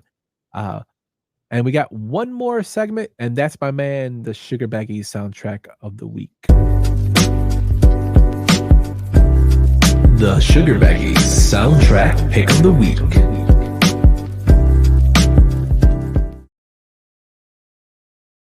Always have fun trying to come up with what am I going to talk about tonight. And tonight, I'm talking about a soundtrack that, man, I love this soundtrack a lot. It's not really even like a soundtrack to anything specific, but it's the Beavis and Butthead experience. And on this soundtrack, we're just, at the time when it came out, were just so many songs.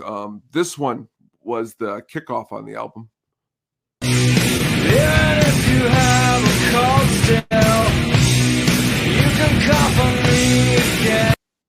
You know, back then, getting a new Nirvana song at the beginning of a Beavis and Butthead album, amazing.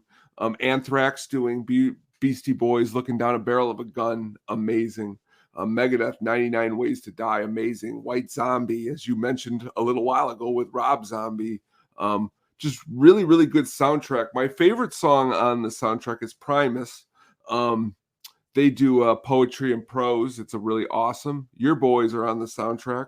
Red Hot Chili Peppers doing Iggy Pop, who was in the sequel to. We got a lot of tie-ins here, but just really, really, really good stuff. And as Brian stated, he ordered the vinyl recently. And honestly, hearing the cool little intertwines of Beavis and Butthead, I didn't want us to get in trouble with our copywriting, because I wanted to include because what was cool was even before the Nirvana song, Beavis and Butthead would like talk for a couple minutes and then it would go into the song. So it was just a really cool experience. They don't do stuff like this anymore, and I'm glad I got to share it with you guys. Really quick though, before we move on, have you seen the new Beetlejuice trailer and the new Alien trailer? I've seen the new Beetlejuice trailer. I actually put out a TikTok and reel about it with Michael Keaton reprising his role as Beetlejuice. So check that out at the show on Instagram and at Sadistic Penguin Studios on TikTok. Really looking forward to it. It actually looks good. And it's a passion project for both Keaton and Burton. And from reading about how they filmed it, Burton came out and said that he usually isn't a big fan of big studio projects, but he had a lot of fun filming this. And Michael Keaton said it felt like the essence of the original film, which I'm really, really looking forward to see how it comes out. The Alien film, I have not seen the trailer for it yet. Oh, it looks good. I'm a big fan of the director, a big fan of we unfortunately went and seen the newest Evil Dead, but the one before that, the 2014, I thought was better, was good. And I also like the Don't Speak, the one where the guy's like in the house and he can't see. But Felipe Alvarez, as I believe is the director's name, but Ridley Scott has seen it and James Cameron has seen it, and they both gave it huge thumbs up, but I guess in different reasons. So that's exciting. Is the film like a continuation of Prometheus? It takes place in between both of those, James Cameron's and Ridley's. Okay, cool. I don't know. I mean, in the end of the first Alien, that alien kind of like floats off into space. Does that get on to something else? I don't know. Here my guess. Eddie Alvarez's name. You're going to see. Yeah, there we go. Check out the trailer, man. It looks awesome. I would definitely check that out.